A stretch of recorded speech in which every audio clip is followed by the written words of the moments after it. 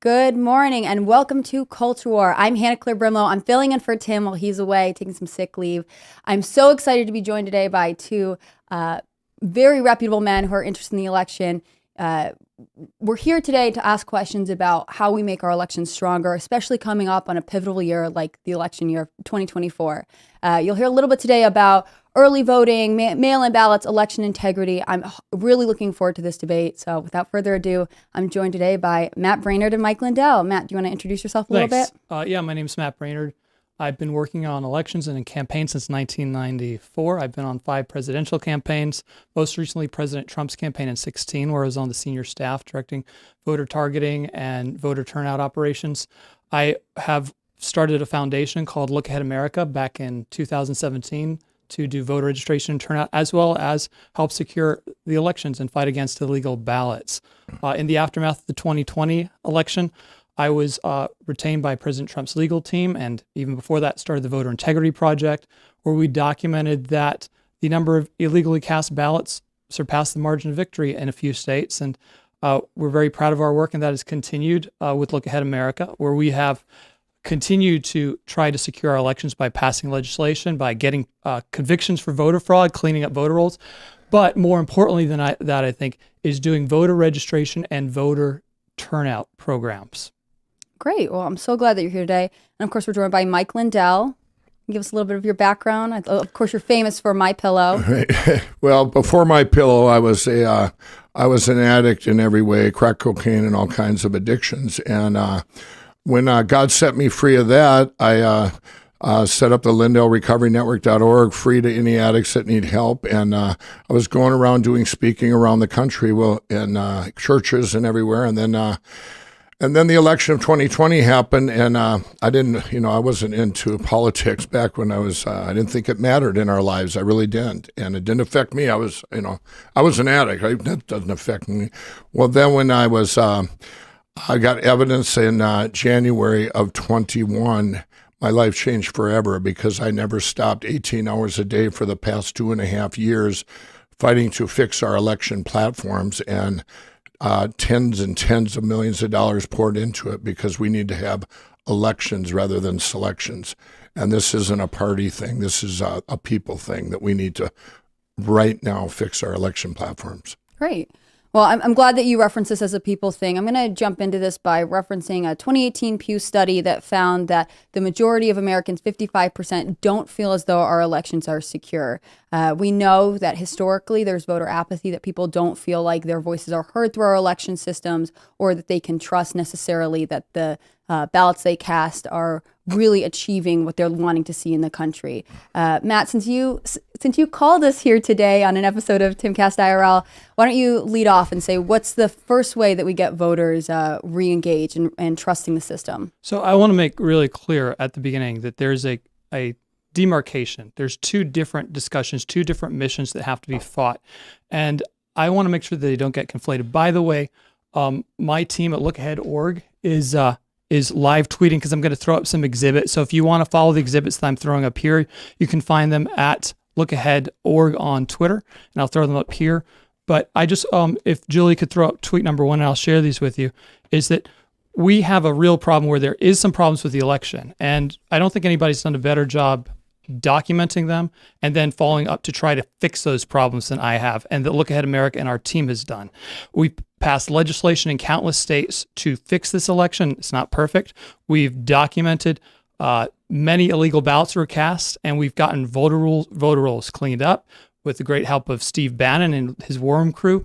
We submitted likely illegal voters to thousands of activists so they could then do their own research and then push their county governments to remove those voters from the roll. So it's very important discussion. It's something we have to persist in. But the other side of that, which is in some ways actually an anti-fraud effort as well, is to encourage voters to vote early, by in-person early, or by mail, or sign up for automatic absentee, as we're able to do in my home state of Virginia.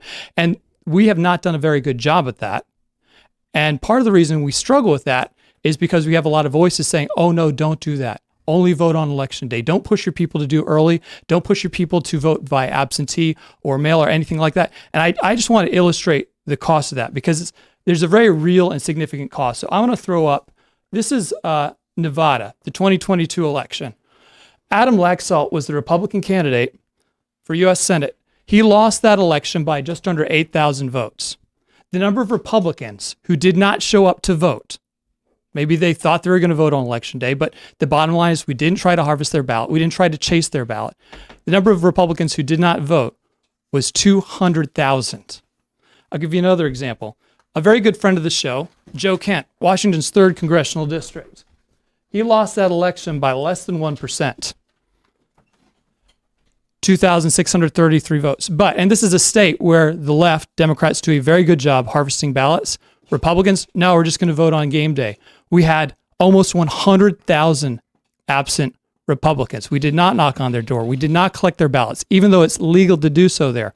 I'll give you But another. they also didn't take themselves to the polls. I mean, True, is it that's something true. about Republicans specifically? It's something about lower propensity voters. And when you're losing elections because the people who are going to vote for you don't show up, you have to take action. What the left does is they go to the door, they either collect the ballot where it's legal. When it's not, they just, hey, sign it for early absentee. Hey, you haven't voted yet. Can you vote, please? Just constantly saying vote early, bank the vote. And I actually want to give one really good example here because I know that Mike and I have a couple friends in Arizona.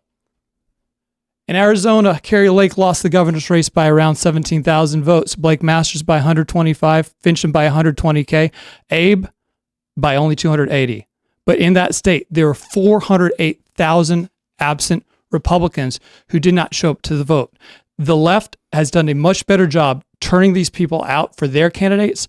Our refusal to engage with it and the resistance that we're facing, because there are only two people I know of prominence in this country that are saying, "Oh, don't vote early, don't vote absentee if you're a Republican. Save it for election day, if that at all." And those people are Mike Lindell and Van Jones, CNN commentator who was in the Obama administration and got fired because he had communist ties. So those are the voices that are saying, don't do this, but it has a real cost. And there are other reasons why we should be voting early, and I'll tell you two of them. Number one is that whenever you vote early or absentee, the campaigns, and I ran a lot of campaigns last cycle. I directed about $7 million in voter contact, okay? When you vote early, we know that you voted early. So what that means is that we no longer have to spend money or volunteer hours trying to turn you out. So voter contact, direct mail, door knockers, phone calls, digital, MMS text, that costs a lot of money. So what the left and the Democrats do is they get as many of their people to vote early as possible so they don't have to contact them anymore. And they can take their limited financial resources and focus them solely on the hard cases, a much narrower universe, more dollars spent per voter, right? Our people wait until election day, and we're not really sure who's going to vote and who's not going to vote. So the cost for us to target that much larger universe, and we're already at a financial disadvantage with the left, is tremendous. So just by you voting early or absentee, you're basically making a contribution of up to several $100s to the candidates that you support. Finally, of all the illegal ballots that we were able to document, and we've documented a lot of them, it's primarily people casting votes they shouldn't have cast. And in some cases, maybe somebody else cast that vote in their name. They got a hand on somebody's ballot they shouldn't have and cast it. Or we fear about, not showing ID on election day. The very best way to prevent your ballot from being cast by somebody else is do it yourself early. So it's an anti-fraud effort. Now look, Mike and I can talk all day long about different ways to secure the elections, but that's on a different track. While we do that, we have to do everything we can to get our people to vote early, vote absentee, in person, however it takes, as soon as possible, and to fund efforts to go after the hard cases that, look, you can tell these people all the reasons in the world they should vote on election day, but they're not going to. They're just not that engaged. We've had hundreds of thousands. You've seen every one of these elections. I can even show Herschel Walker here. He lost by 100,000 votes in Georgia. There were almost 600,000 Republicans who did not show up. These people cannot be shouted at to go vote on election day. But if we go to their door and we get them signed up for early absentee and we lower the threshold it takes for them to cast those ballots, that's how we get them. That's how the left does it. And we just got to get in the game. Mike, do you want to respond to any of this? Yeah. Okay. For 2.5 years now, I've been submersed in this, and I've forgotten more about elections and the crime involved and the ways they cheat than I could ever imagine. We have what we've learned is I'll start with cast vote records. Cast vote records on the Freedom of Information Act, and we've got 1/3 of them for just 2020 election alone. Every one of them showed computer manipulation of our elections. The big elephant in the room is the computerized elections we use now, and they have to go. We have France, Germany, the Netherlands, the UK, all paper ballots, hand counted, done in one day. It's beautiful. I'm going to take an example of what we learned. By last summer, we already learned that it's harder for them to cheat in same-day voting. It's 10 times harder, maybe even more than that, because of looking at the data from the cast vote records and other data that we got. And I have hundreds of thousands of people in every state. Every state, we do a call once a week. We have the Cause of America and all this. So we've collected more data, learned more, have done more lawsuits, been spearheading everything out there that has to do with fighting these to fix these platforms. Last year, we told Kerry Lake, I'm going to use that, he brought up Arizona. Last year, Kerry Lake, we told everyone in this country, vote same day, vote same day. It's harder for them to cheat because they can't take the names from the dirty voter rolls, which almost every state has it, just on the Herschel Walker one there. And just in this last, the Herschel Walker election, there was 800,000 more voters that they say voted, that the census says, than the Secretary of State reported. Well, those 800,000, where'd they come from? And but Kerry Lake last year, we told everybody, vote same day. Everyone out in Arizona during that primary, and they voted same day, okay? If everybody remembers what happened, by 11 o'clock at night, now they were counting all the early votes. Kerry Lake was down by 10% at 11 o'clock. I had her on the phone. She goes, well, here come the same day votes. And the same day votes come in. By 3 o'clock in the morning, she was up by 12,000 votes with 87,000 left to count. What did they do? They shut it down. They were all coming in 70-30 out of Maricopa County, 70-30, 70-30 for Kerry. Mm-hmm. They shut it down, and 3.5 days we waited. There wasn't enough votes there to do any cheating. They couldn't do it. There wasn't enough.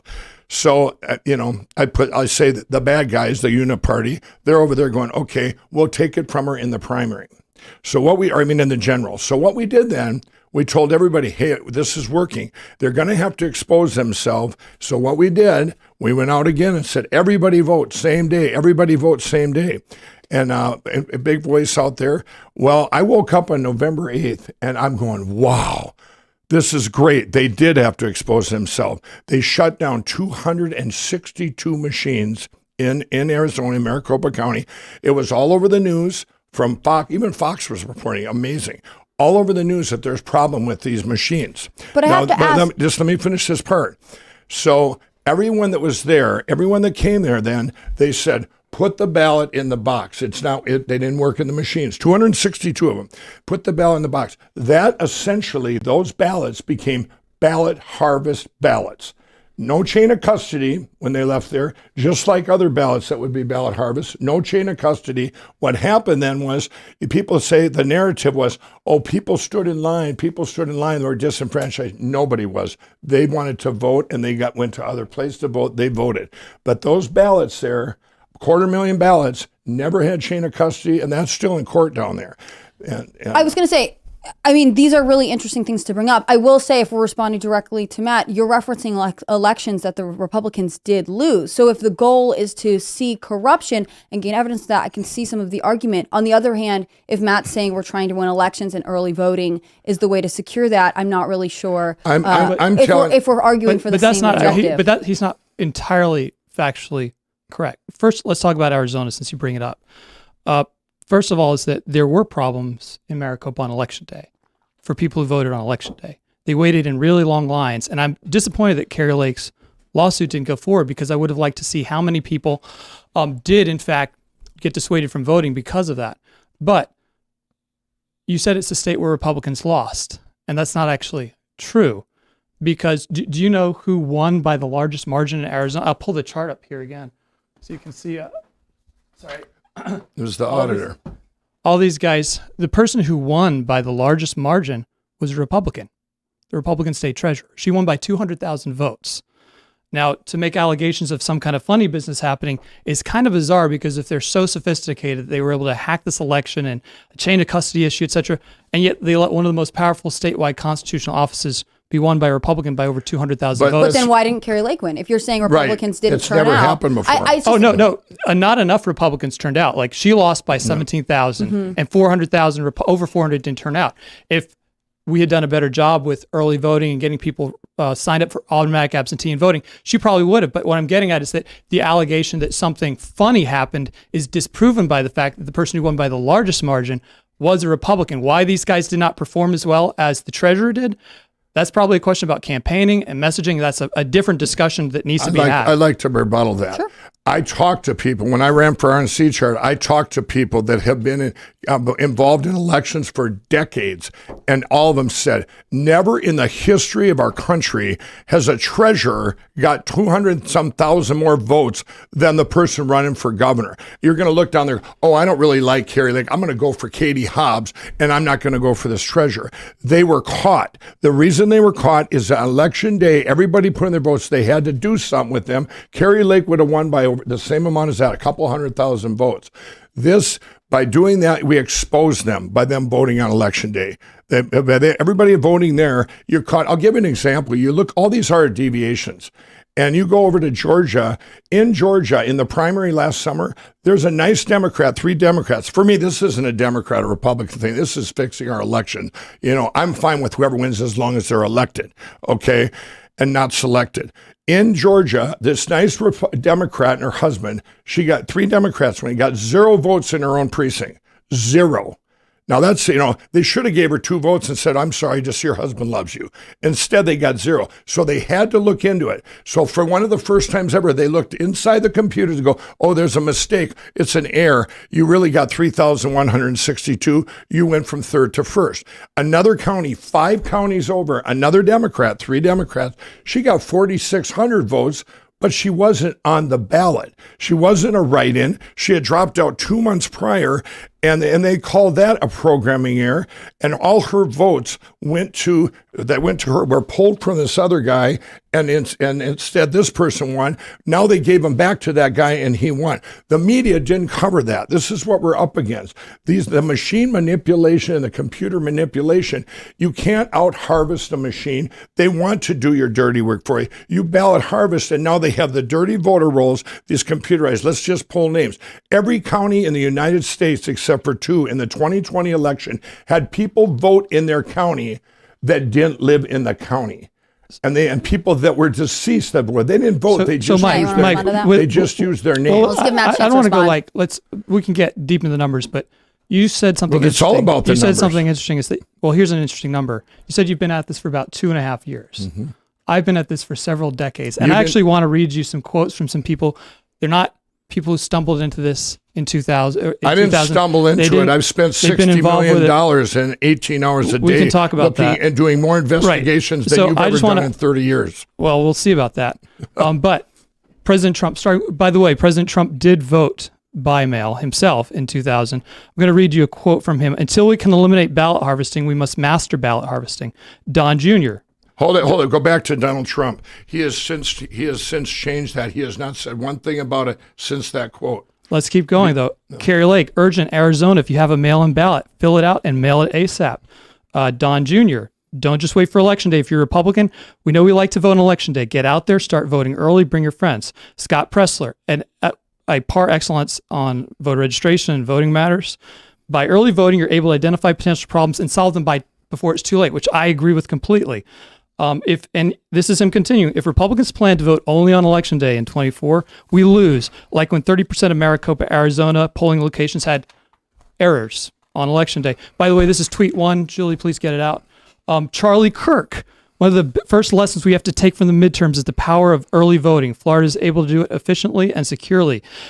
Doug Mastriano, who I believe you support, I think he's a great guy. We must adjust our attitude toward mail-in voting. If we plan on winning statewide offices, we have no choice. Marjorie Taylor Greene, a hero to many. In order to overcome stolen elections, Republicans must increase voter turnout and vote by every means possible. Register more voters, harvest ballots, mail in early vote, encourage voters to vote. Her very good friend, Lauren Boebert.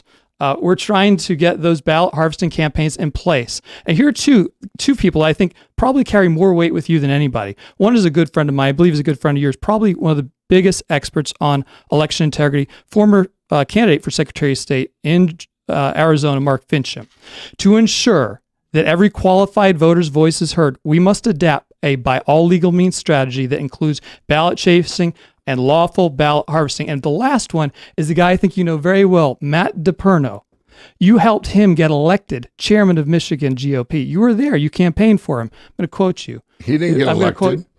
He is a chairman of. He didn't get elected. He lost. He's the chairman of the GOP, and you helped him get elected. No, Christina Karamo won, not Matt DePerno. You're that okay, is all. Sorry. I'm going to. As long as we're talking, we're going to have the biggest absentee ballot harvesting program this state has ever seen. We're going to knock on doors. We're going to collect absentee ballots, and we're going to put them in the bank. So what you're telling me is that all these people, many of whom have won elections, won primaries, won general elections, been in election fields forever, as you know, I've been doing this for as long as you've been making pillows. They're all wrong, and you know better than them. That's exactly right. They're all misconstrued. They don't know what we know. Now I'm going to give you people that do know.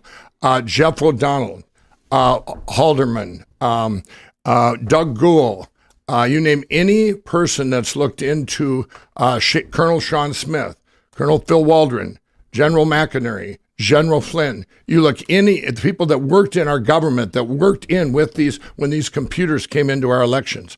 They know that it's harder to cheat on same day. And on same day, if you look at that, when we have the cast vote records, these come right out of the machines, everybody. It's like if you miss a football game, remember, if you miss a football game and you go watch a replay and it goes in order and it's 7-7 in the first quarter, 14-7, and then the third quarter comes in, it's back to 7-7. These are things. These are machine or computer manipulation. We have watched in real time. If these algorithms and the cast vote records that are set, and they're pulling names from the voter rolls. On same-day voting, they have to expose themselves, like they did in the election of 2022 when you had Oz over there against Fetterman. Every time he got close, it's called the Edison Report. Every vote goes through Edison Research in New Jersey. They come out of there, then they go to all the networks. We used CNN this year. We watched in real time. Every time Oz got close, they injected votes into Fetterman. It went straight up. Everyone's seeing the line. Now, when we watched Newsom, we watched even the 2020 election, you watch on live TV, votes go negative. They drop. Okay, that's impossible. Nobody questioned that. We did. We've looked into all that.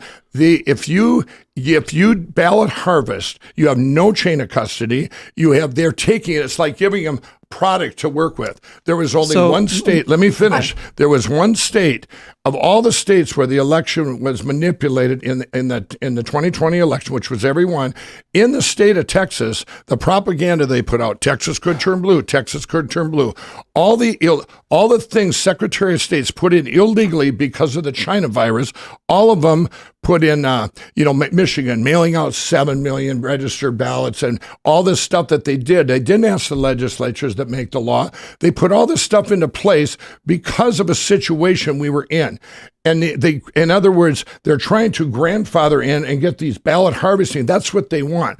When they did that in the 2020 election, all these things that were put in, one attorney general, Ken Paxton in Texas, he fought to all 12 cases, and they said, we want early voting and all this ballot harvesting, all these things to make it legal. And he fought and he won every single case, and he saved the state of Florida or Texas. They found later 2 million ballots that they were going to inject, but they didn't have enough early voting and names to pull from the dirty voter rolls. If we do this ballot harvesting, it'll be just like Arizona when they had Kerry Lakes. Put them in the box. Those became a bail-in, ballot harvested vote. There's no chain of custody, nothing. It's like you could throw them away. You can do anything. You're giving them more product to work with. Matt, I'm going to ask you to respond to something Mike brought up earlier, Sure. which is that France has mail-in, or it has hand count, same-day voting. France, it has a 48 million population, voting population. It's just larger than Texas. Why isn't that something that we can do in America? That is a separate discussion. I agree. Yes, I'd like you to comment on it. There's a lot of things that can be done to improve our election system. And look ahead, America has been leading the way with our public policy objectives, getting them enacted into law. And Julie, throw up tweet 4, please, so you can see all of the work and the success we've had in terms of cleaning rules, but also trying to change the law in such a way to prevent the possibility of fraud, to restore trust. And also, we want to get rid of black box voting equipment. I got 2 accusatory threatening letters from Dominion because I'm talking about open source voting equipment where I didn't say it, by the way.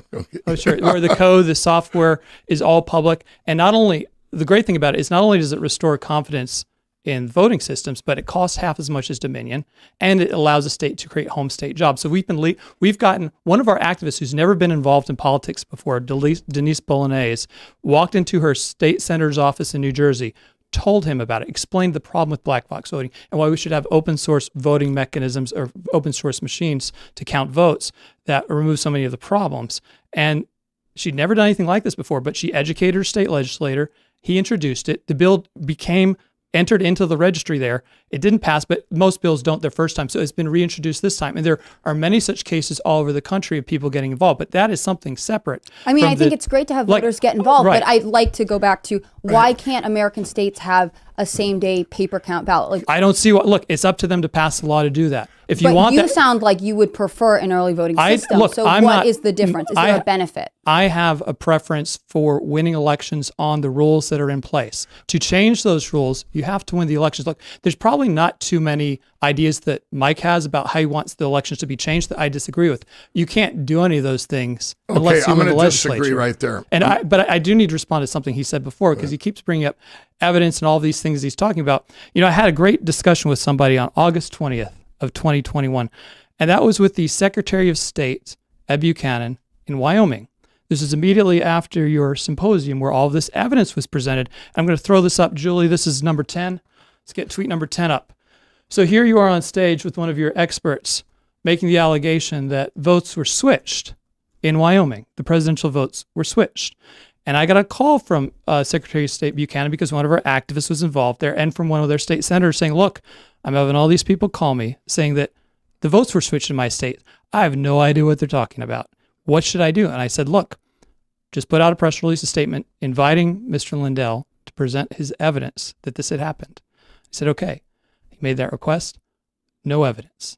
None forthcoming. Now, what you did call this Air Force veteran, you did say he was a traitor to his country, which is kind of offensive, but you never furnished any evidence. I'm going to address this. I do think right you have now. to give him a chance to respond. Yeah, right. By all I'm going to means. address this. This evidence that we're talking about there was under a government gag order by a guy named Dennis Montgomery. He worked with the CIA.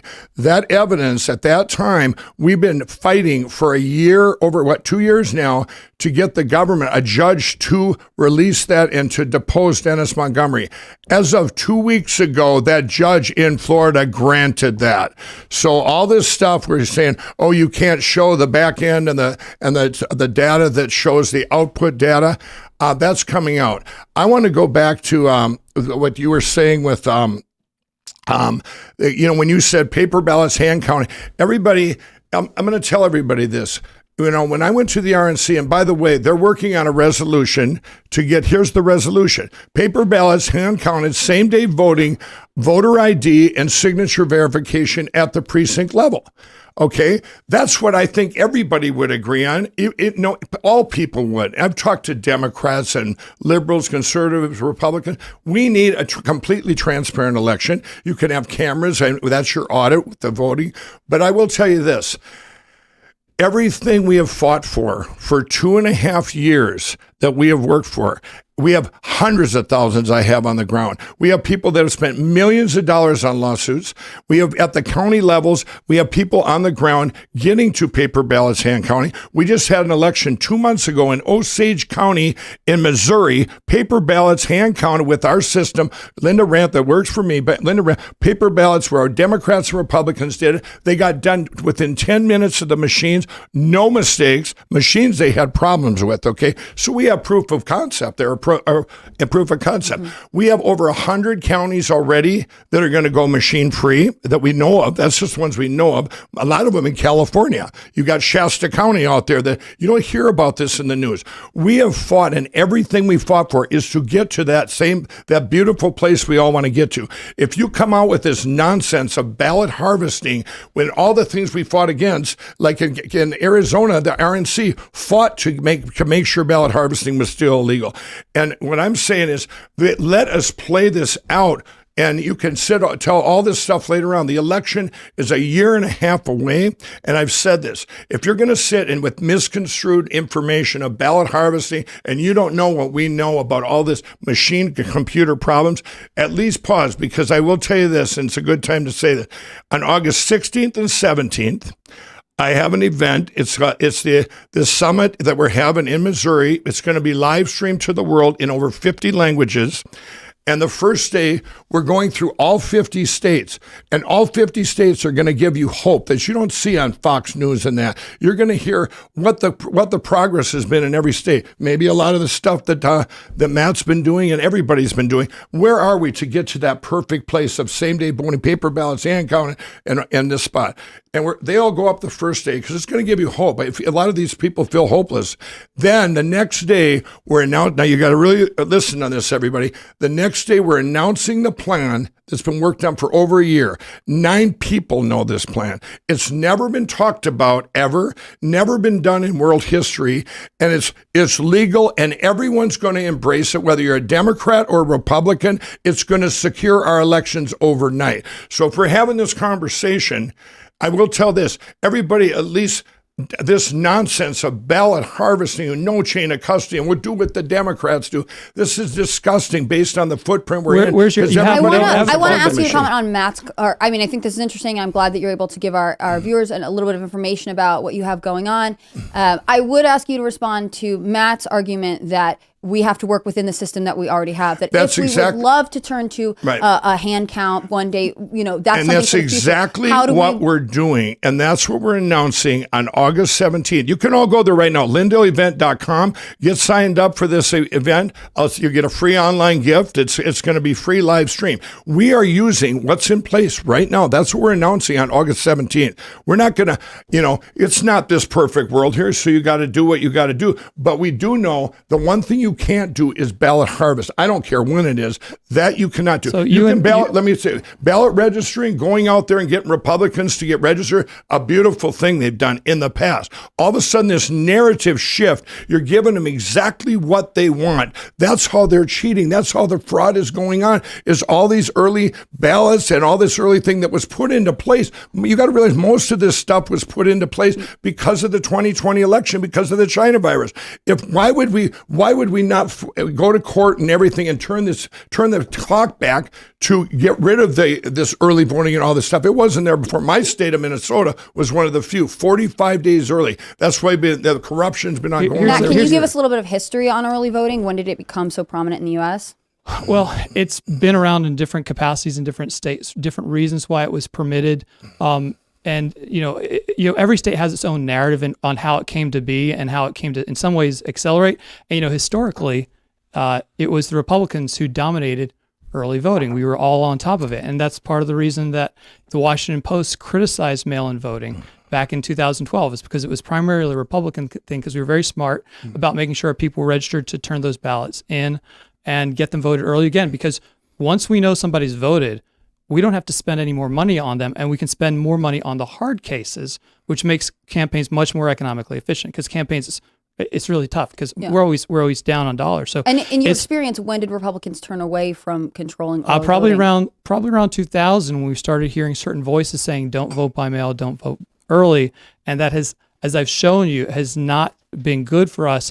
And he keeps making these claims, but as I gave in the case of Wyoming, there's a gag order or something. He has presented zero evidence. No. We have cast vote records now. I know what a cast vote record is. That's exactly how we determine who's already voted and who hasn't. We have all this data is available to us. We have no evidence of anything happening illegally. Look, I'm a big threat to Dominion because come on, Matt. I'm a big threat to the allegations of machine voting are, you presented no evidence. Like I said, you called this guy Ed Ed Buchanan, the Secretary of State of Wyoming, a military veteran, a traitor to his country, but you could not furnish any evidence because of some gag order.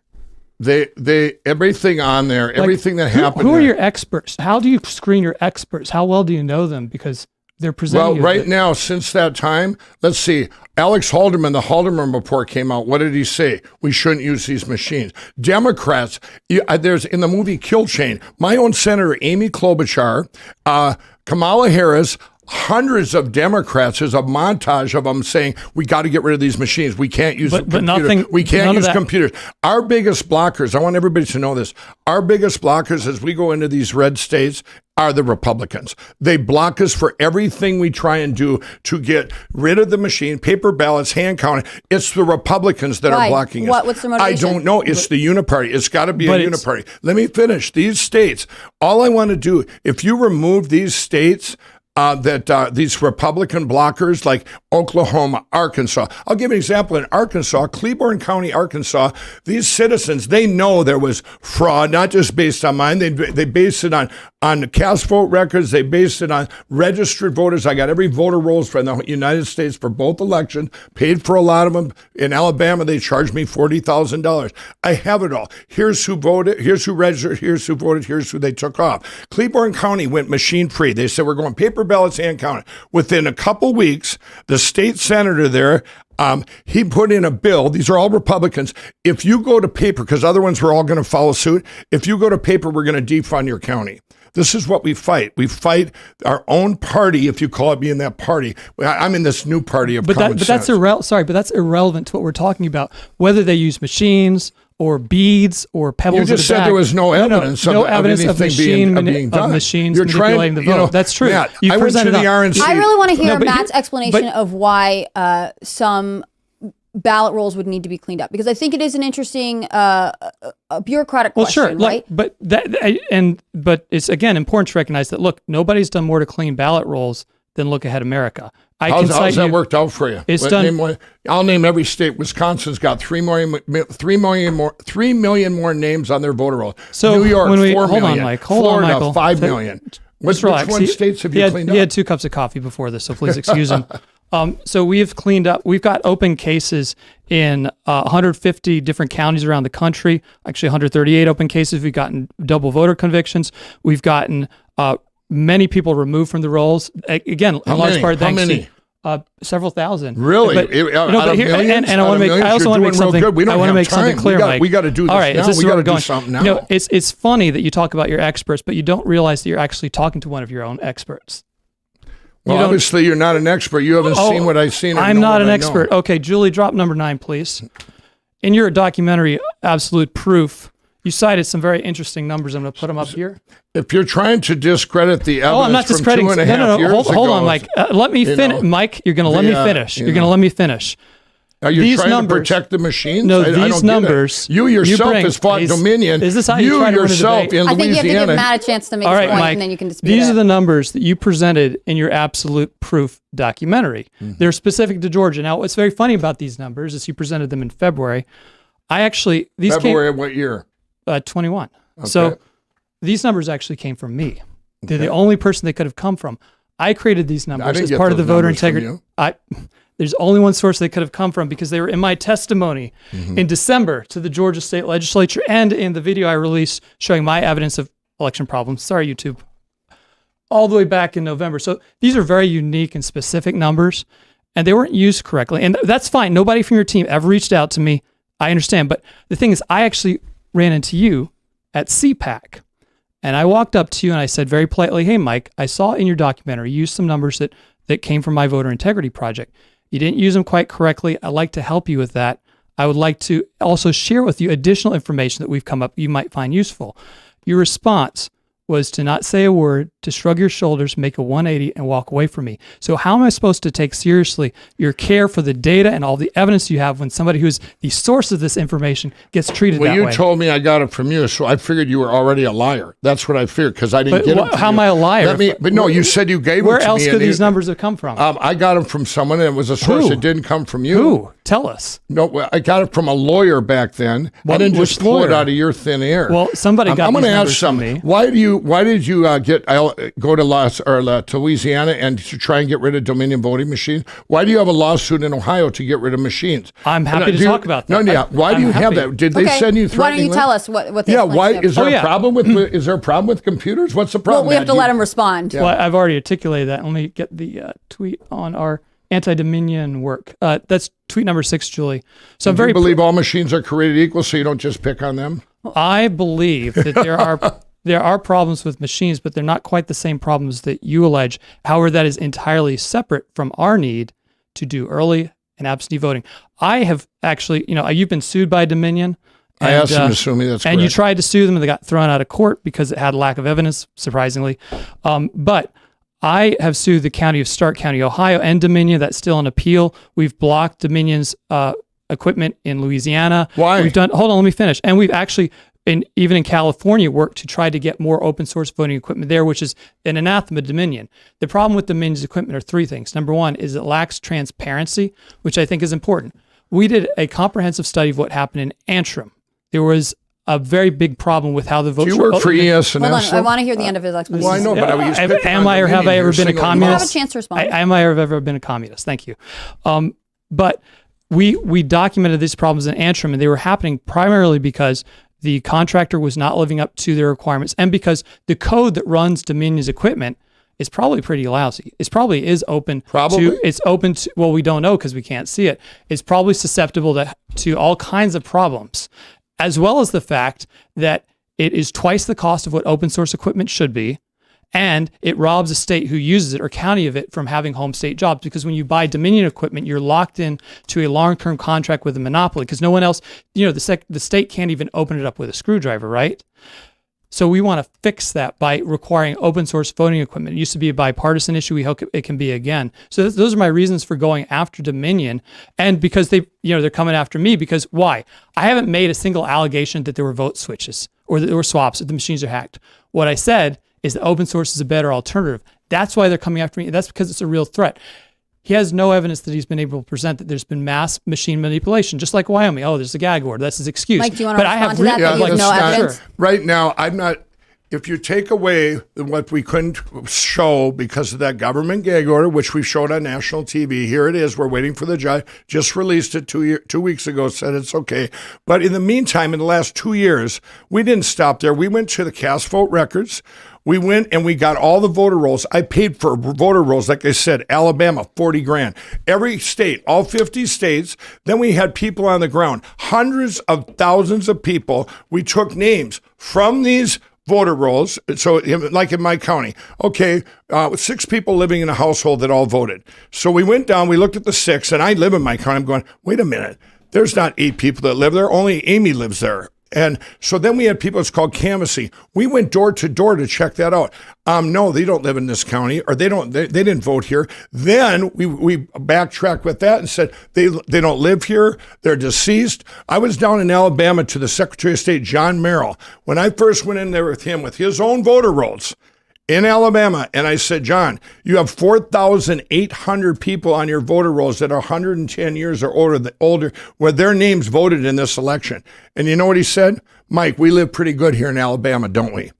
And I'll tell you, when you talk about Dominion, he's saying about Dominion, you can replace it with another machine. Well, ES&S, the biggest machine company in this country out of Omaha, Nebraska, I was at a Senate hearing in the state of Louisiana.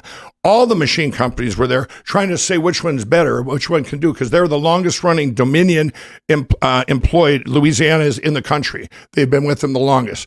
And they had problems. The Secretary of State tried to get the code. There's problems because it was announced in the Curling-Ratzenberger case with the Alex Halderman report that finally came out this summer, an expert that's not he's not on the right. I mean, he said these machines, we got to get rid of them. There's problems. But ES&S was put on the stand, one of their owners.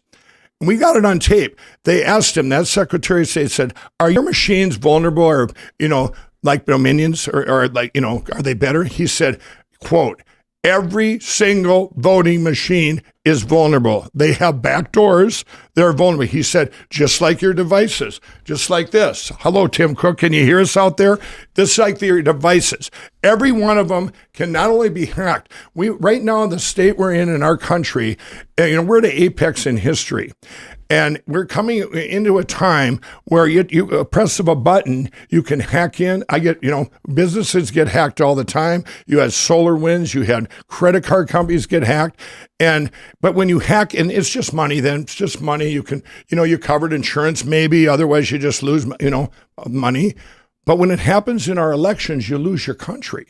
This is what I've been fighting for. We have to get to a place, paper ballots and counting. But this is you can entirely sit here and separate. say all this evidence you want. This evidence comes from the right out of the machines. We can't see in them, but what we can get is we can get the voter rolls, which I got, everyone that voted, and you can get these cast vote records. Studies by Jeff O'Donnell, Walter Doherty, all these experts that I did not know before them.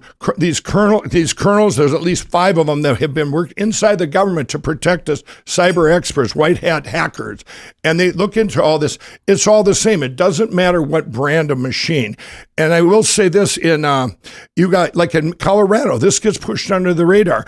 In Colorado, they deleted everything, called it the trusted build back then, and they were supposed to hold that for 22 months, hold all these FOIA requests that we could ask for what's inside these machines. The bottom line is this. We got the voter rolls got out. Dr. Doug Frank, his work, they've never discredited him. You know why? Because he takes it right from the... He doesn't present any evidence either, Mike. In Mesa County, Colorado, we've actually got the image right up there. We say we haven't been able to see inside these machines. What are they hiding? I said before when Matt and I were downstairs, I said if people said my pillow had rocks and knives in them, I said, you think I would sue everybody? No, I would open them up and say, Mike, look at the beautiful patented fill. I would look at the beautiful patented fill. And that would be it. But here's what the problem. What are they hiding? Why Mike, do they do these black boxes? What are they doing? And you can sit here and say nothing happened in them. No, and be what a I'm saying is that you doing have a not, different kind of machine. Rubbish.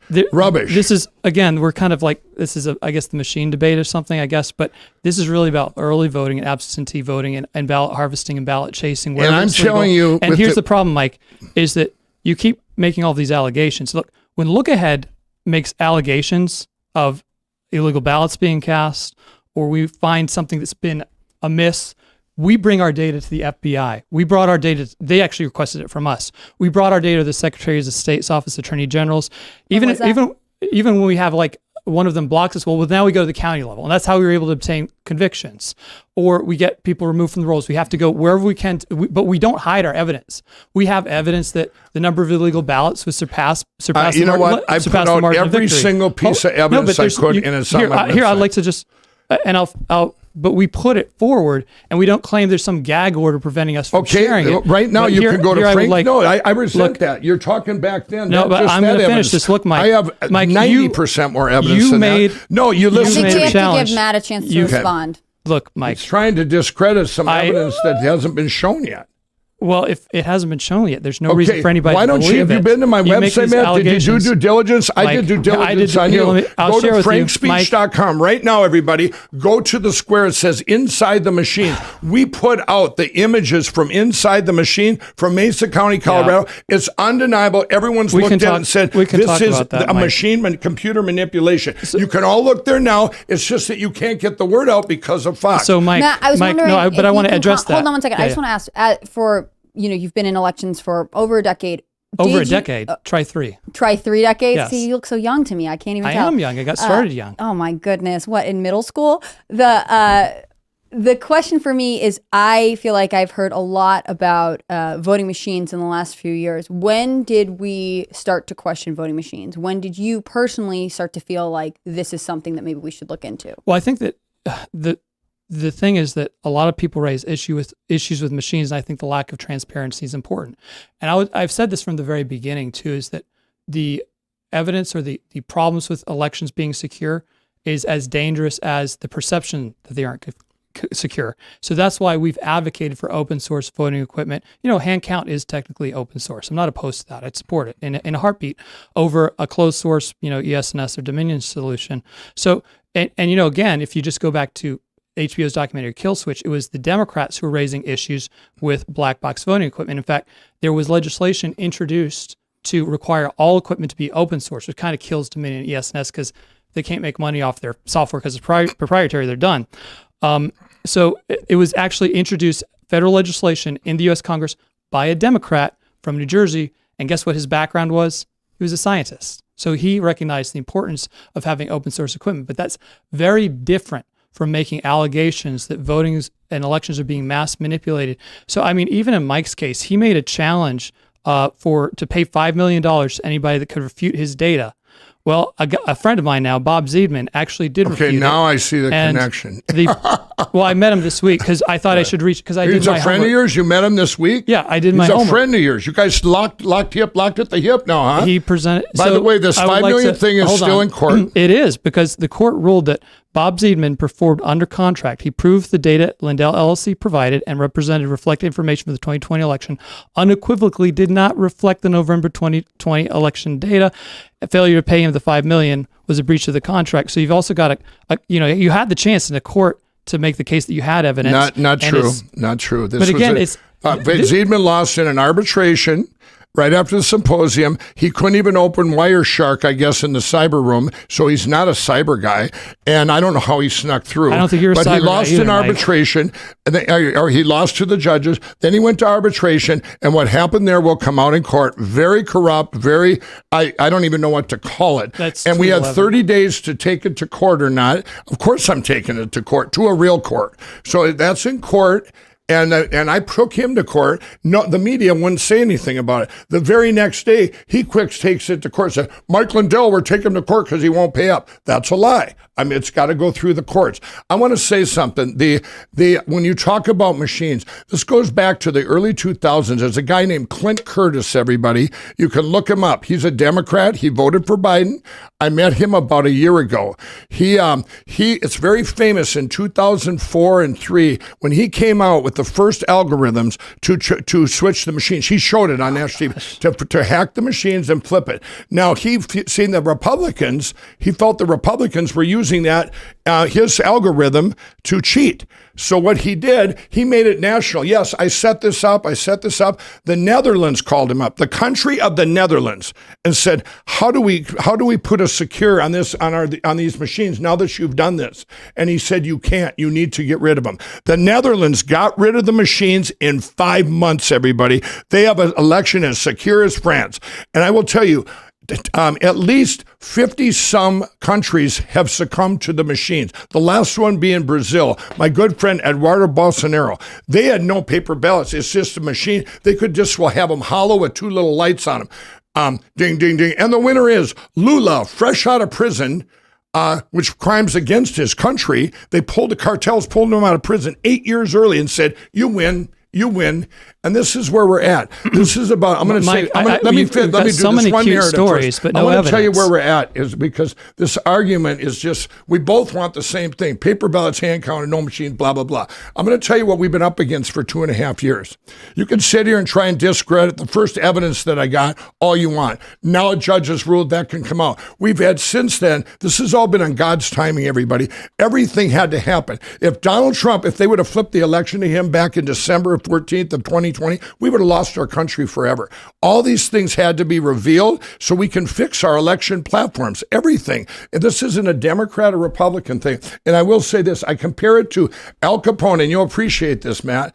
Al Capone back in Chicago in the gangster days, he owned everything. He had everything. They had plenty of evidence, but they couldn't get him on murder, racketeering, bootlegging, gambling, all these things. Why? Because he had the judges in his pocket or afraid. He had the police in his pocket or afraid. He had the politicians in his pocket or afraid. And he had the media.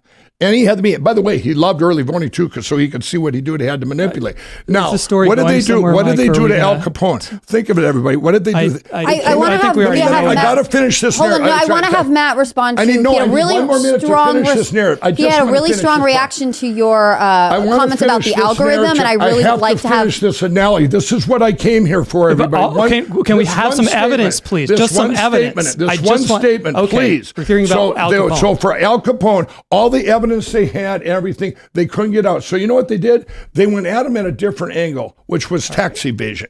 They go, let's get him on that. They came at it a total different because they weren't moving forward on anything else. Now, that's the situation we've been in for 2.5 years. You can suppress evidence. But no judge has ever looked at the evidence based on merit in this country. All these things, they have politicians. We fight fight Republicans. Now, what we have, over the last year, we've come up with a plan that is coming at it from a different angle. On August 16th and 17th, when you go to LindellEvent.com, you will get there. And I'm telling you, this plan has never been talked about before, never been done in world history. And Matt, I hope you come to the event because you'll be the first one. Everyone will embrace this. Everybody will embrace it. The footprint we're in, it solves everything immediately. Immediately. Yeah. Do you want to respond to the comments about the algorithm? I saw you had a pretty visible response. Reaction. I mean, like I said, you go around the country accusing military veterans of being traitors to the country and then present no evidence and then just excuse it by some gag order. Like I said, LAA, we are eager to present evidence to anybody that looks at it. I think we've been very successful in doing that. But I actually want to talk about some good. We don't need to have that little thing up there. Oh, we do. It's a record. This is Sorry, fake Mike. News. Okay, this is fake news. It's a court ruling. Are you part of it? Now you said you're friends with Zeidman. I have your a buddy great Zeidman. story to share. Now I feel your true colors. I think we've both done that today. I have a good story to share. So in Georgia, there is an aggressive early turnout program in the urban progressive counties called Souls to the Polls, where they get everybody at church to go vote together in places like Atlanta, Fulton County, Gwinnett. Look Ahead America has been leading the way to allow Sunday voting in the rural counties throughout Georgia, where it's not been allowed before, but now is possible because of a state law. Julie, throw up number 7, please. We have, with almost no budget, have managed to get 10 rural counties to allow voting on Sundays and work with their local churches and pastors and religious leaders to encourage their people to turn out. Now, this is what I think I'm most proud of all my work in the 2022 election. This is a picture taken outside Cherokee County. This is the election office in Cherokee County. They've never before allowed Sunday voting. This was taken on a Sunday, and you can't really see it from this photo, but the line is going out the block of all these people voting early, especially those who are low propensity, who might not have otherwise been able to on Tuesday or couldn't do the absentee thing. So I'm very glad that we're getting this program off the ground. Again, it's still unfunded. We're hopefully going to find somebody to help us fund it to flip the other. It's actually like 170 counties in the state of Georgia. It's crazy. But we've got at least another 100 counties to flop. But this is what we are trying to do in action. This is what all those MAGA people I quoted before, from President Trump to Carrie Lake to Doug Mastrano to Mark Fincham. This is the dream of getting our people to turn out, to stop having this happen where we're losing elections because there's important absent Republicans not getting there. There's all this discussion about machines, all this allegations about things happening. And look, there's many ways to improve the election. And look at us fighting every day to do that. But that is separate from making sure that our people show up, vote early, vote absentee, vote in person, but absolutely must turn out to vote. And that's what this discussion debate is about. And I have not heard you got any ballot evidence. Harvesting. What gets legal Republicans? Look, you're more of an expert than Mark Fincham. Absolutely. Okay, you've been at this 2.5 years. I know Mark knows a piece. I deal with Mark. All right. Mark knows a piece, but he doesn't know the plan. Know the people plan. know the plan. We're announcing August 17th, and then you can apologize. What gets Republicans to the polls, in your opinion? What makes them gets them to the polls? Mm-hmm. What gets them to the polls is the last 2 years or 4 years or whatever that we went through, everything that's happening in our country. You have this bucket. What's happened over the last 2 years, the 2020 election will go down as the most important election in history. Why? Because it's opened people's eyes. People have been educated on how important that our elections are, if they're really elections. And everyone out there, they're worried. They've seen what politicians could do. You get to December of 2019, everybody's lives had physically improved. They went up somewhat because of decisions made by an administration. Now they're seeing an example of what can be happened by poor decisions. People that doesn't help anybody, whether you're a Democrat or Republican. When politicians are making decisions that don't help any of the people, then you're looking at and you're going, that's what's driving Republicans, and not only that, Democrats voting Republican. I mean, this is where we're at. They don't cheat by It's fraud. This is a uniparty thing. Will we ever get some evidence of this fraud, Mike? Will we ever get it from you? Yes. Okay, now right there, go to frankspeech.com, everybody. Go down to inside the machines. The evidence is right there, Matt. so. You didn't do your due diligence. I did my due diligence on you. You've sued. You went after Dominion in Louisiana and Ohio. You sit there and say, oh, we got a ballot harvest. You came out. You got your big foundation that you're out there thinking you're doing so much. I have probably over 1 million people on the ground in all 50 states. They have quit their jobs. These are mothers, teachers, firemen, whatever, and they were out there doing it for just volunteering, canvassing every single state, counties canvass. What about your county? Your county, I'll bet you there's 4,000 people that voted in your county that don't live there. You don't care about that? That's the evidence we have. Like they came right out of the machine. We got what you can get, which was the cast vote records and the voter registration. I'll give an example. In Missouri, 2,004. I just told you about Alabama. How do you explain 4,800 people? Look, they pulled their names from the dirty voter rolls. We've documented this, and we've done everything we can to. But that's separate from the need for us to get our people. No, you need to get out and register. So what gets them to the polls? We did vote. We've registered over 25,000 people in Arizona. Great job. You can go out and get them to register, I'm getting at is that, but you tell them to vote the same day. No, we get them to vote any way we possibly can. Well, you can, like I say, when we announce a plan, you can apologize. That somehow these votes are being manipulated, or they're more likely to be manipulated. If just think about this a second. Okay, the forces that be, the evil powers that are systematic. Look, we've documented people keep casting illegal votes. We know what happens. We know the people who've done it. It's primarily people individually deciding to cast a vote they shouldn't because they don't have residency in the state anymore or some other issue like that. But we have no evidence of there being something systematic because look, think about it this way. We have all the evidence in the world. I sat here and listened to your stupid stories about Al Capone. You're going to listen to me talk about facts. If you have the ability to somehow manipulate the early votes and yet you can't manipulate the same day votes in the days it takes to cast those ballots. I didn't say that. It's harder. For this to actually be happening, if you believe that, then you also probably have to believe that voting doesn't matter at all. Elections don't matter because they're just going to steal them, even though we have no evidence of that. And much evidence to the contrary. Again, you talk about Arizona. Yeah, they defeated all these guys through manipulation, but we're gonna keep a Republican treasurer. Yeah, and let them win by 200,000 votes. I want to ask you guys both 262,000 votes. Before we go into that, I want to ask you both the same question. We've heard a lot about the evidence. I'm really interested in 2024. I'm interested in moving forward as a country. I want to see how we make elections stronger. We've both touched on the fact that there is an ideal way to vote, and then there are the laws in the books. I would love to hear from both of you using Pennsylvania as a battleground state example. What are 3 things each of you would like to see happen from now through November 2024 to secure the elections? I know we have a little bit of contentious energy in the room. If you could just each give each other a chance to respond. Matt, do you want to go first? Look, actually, why go next year in Pennsylvania? We've got elections this year in Virginia that are very important, and they're kind of important to me. I'm just asking for hypothetical. I know. I got it. In 2024. Look, we launched our organization in 2017, and we did our first election monitoring operation in Virginia in the 2017 election.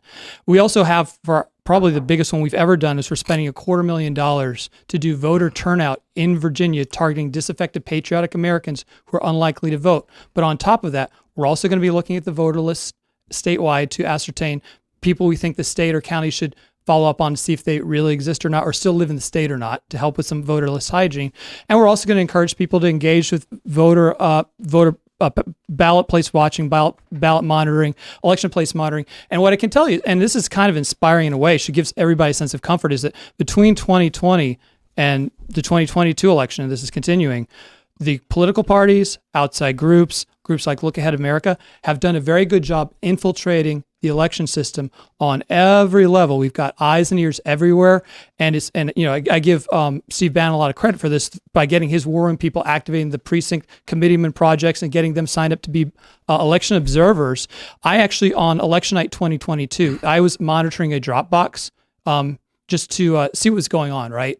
And to also make sure that there wasn't any funny business. But there was actually somebody from the local county party who not only did they monitor that Dropbox, but they followed the county employee who picked it up and then brought it to the central counting facility. So between the laws that Look Ahead America's helped get passed around the country, securing the elections, if you had big doubts about what was happening in 2020, That's fair to have those doubts because a lot of questions were raised, but I think we've done a lot to improve it. But one thing I can guarantee you, I can promise you, is that the impact of our people not turning out and showing up to vote had a between a 100 and 1,000 times bigger impact than illegal ballots that were cast on the outcome of the election. Okay. Thank you for that. Can you give some examples of what you would do in a battleground state like Pennsylvania going into 2024? Well, for one thing, Pennsylvania in the last 3 elections had more votes than voters. Is that something? If you're citing the census more data, votes that's not than valid. voters. Let me talk. Okay. You're going to sit there and cut in? I thought it was a two-way thing. Sure. What I did on election night, I didn't just watch one little piece or whatever Matt watched. We watched the Edison research or Edison report come right out of New Jersey, which usually it goes to all the outlets, but usually we take it from the New York Times. They didn't do it this in 2022. CNN did it. So my cyber guys watch that feed. Mathematicians, these are physicists. These are some of the smartest people that ever walked the planet. They're watching this, and in real time, you watch this injection of votes in Pennsylvania. You watched every time Oz got close, they gave Fetterman this amount of votes. You watched it in real time. What we're going to do, we have to fix our election platform. When I was at the RNC, I told them all, I said, you guys didn't lose 5 elections in a row because you spent money frivolously and you didn't campaign and all this other stuff, or you didn't have enough money, you spent it on this and that. I said, you lost because it was the computer manipulation that goes along with this. And there's other things that tie into that you have to have all these things that were put in illegal, early voting, all these other things. You need to be able to pull those names in order to do this. When we talk about same-day voting being harder to cheat than it is here, on that day, they have to be very blatant split votes. Like you see Newsom's recall in California. You watched in real time on TV, 200,000 votes go from a yes to a no. When you trap them and you make them vote on same day, when people vote on same day, they have to do something obvious, like shut down 262 machines in Maricopa County. What any other time in history, the media would have jumped in, the law enforcement would have jumped in and said, let's check into this, right? And what we're going to do for not just for 2024, what we're announcing on August 17th, immediately the next day, we're going to do Louisiana, Kentucky, Mississippi, Virginia. All of this is going to be put into place immediately, and everybody's going to embrace it in the whole country. Matt will, you will on TV. It's never been done before, and it's never even been tried in world history. And I'm telling you, that's it. Everybody go to LindellEvent.com, and you can check it out right there, right now. And I'm telling you, it's not melt down the machines and turn them into prison bars, because that's been talked about. It's not paper ballot. It's not ballot harvest, because all that's been talked about. This is something I can't put out now. Or why? Because you'd have people like Matt here putting up a thing there like the media does to suppress every single thing that we try to do. I have a voice. God's given me this platform as a voice. I have better things to do than spend $60 million investigating. So I'm smarter than that. I'm CEO of a monster company. When Box Stores deplatformed us, we had to make a move or I would lay off employees. I couldn't lay off. We're like a family with all of our family. We have careers there. So we make moves. I have to go, well, let's move them over here to mystore.com for shipping. You have to make moves based on the footprint you're in. The problem is with Matt and people like him, they're just misconstrued. They don't even know the real footprint they're in right now. But that's fine. We've solved that. August 17th, everybody will see this, and it'll, like I say, it'll be streamed around the world on frankspeech.com, and it'll be in 50 languages, because there's other countries that will finally have hope.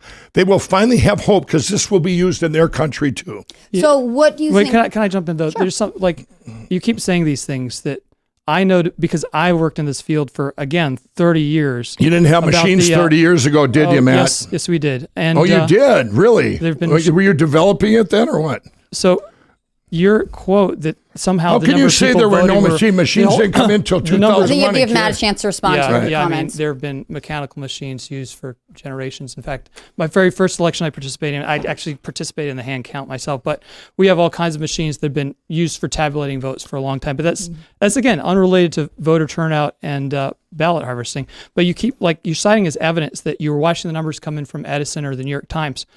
Those are that was CNN. New York Times or didn't any do of them. It doesn't matter. Those numbers are not authentic. Those are data entered by a reporter who's at some office That's not watching true. it. Yes, it is. No, it's not and true. I've seen elections I'm watching. We were looking at the New York Times. You don't see, and once again, you don't know data. Mike, You don't know you gotta data. let You me didn't finish. do I'm your gonna due ask you a question, diligence. Mike. Yeah. So the journalists or people that are doing the data entry, they switch two numbers around by accident. So I've been in cases where I've seen like the New York Times has the number different than what we know it is because we're actually in the office where they're announcing it. So that's not evidence of anything. It's you didn't know that I was the source. You didn't know I was the source. You didn't know that I was the source of your data. Matt, how do you explain 4,800 people? And how we do you just have explain to wait. 4,800 people in Alabama that were deceased? Where the curtain's going to come up and it's going to reveal all to us the solutions. So we've gone almost 2 hours here. Or no, actually just an hour. We're an hour and 10 Yeah, minutes we got so in. much more to go. Yeah, don't worry, guys. 50 more minutes. But so little evidence. And all I'm saying is, people, you got to vote. You got to vote early, absentee. You want to vote on election day? That's cool too. But we have to. These people who are not showing up to vote, we need to exert maximum pressure on them to get them to vote any way we possibly can. And even the biggest. Actually, I talked to Dr. Frank just this week, your friend, and I said to him, "Well, look, Mike." Because he's going to be, Dr. Frank, you've got this event you're coming at, you're talking actually in Joe Kent's district. And I said, look, but we had like 60,000 people that didn't show up, or I'm sorry, almost 100,000 that didn't show up and vote. Are you saying we shouldn't go to those people and say, hey, cast that ballot or at least make it that much harder to cheat? And he says, look, in an ideal world, we would have everybody voting on election day. And that's what I recommend in person, et cetera. But absent that, if that's the best case scenario, you can't. Yeah, just get them to vote any way you can if you can't get them to vote that way on election day, which is what this entire exercise is about. And yet we have this guy saying that he's got this conference where all will be revealed and this gag order is going to be lifted and all the evidence will be presented. Like, I've got real people, secretaries of state, calling me about his allegations, looking for the evidence, and it's nowhere to be seen. He's Was that lost, 2.5 he's years ago? losing lawsuits. Was that 2.5 years ago? Hold on 1 second. I just want to ask, can you define balance harvesting for our audience and talk about how it would be secure in the way that you're talking about doing it, or with early voting? Well, there's all kinds of ways to improve ballot security. And one of the things that we've advocated at Look Ahead is to get rid of the signature verification, instead use thumbprint authentication, because it's much harder not to copy. here. What would you do under the footprint we're she's in? asked me what I would want us to do, but both. I want to know what the practical applications, if we're advocating for early voting right now. The ideal is great. I'd love to hear it, but also what are we doing right now to ensure that ballot harvesting, if that's the best practice, is a secure way to have a secure election? Well, what we've seen is that it is secure. We haven't seen any evidence to the contrary. In fact, casting your ballot early is an anti-fraud measure because it prevents somebody else from casting your ballot on election day, showing There's up no saying chain that of I'm custody. here, but the thing is and I've been there, when the office gets the envelope, it's sealed and it's got your personal information on the interior, the affidavit envelope, and on the inside of that, it's got another envelope which has your ballot in it. It's kind of a time-tested, reliable way that we've always done it. Now, that is just how it works in this country, and that's just how people have voted. And we've got these, again, hundreds and hundreds, millions of people who have not cast a ballot. If the only way we can get them to cast that ballot is to put it in the mail, at the very least, even if you believe everything he's saying, it just makes it that much harder for them to cheat. Do you want to respond to how we can secure? I guess my question for you is there ever a place for early voting? We're talking ballot harvesting. Is there ever a place for early voting? Yes. Is there ever a place for early voting?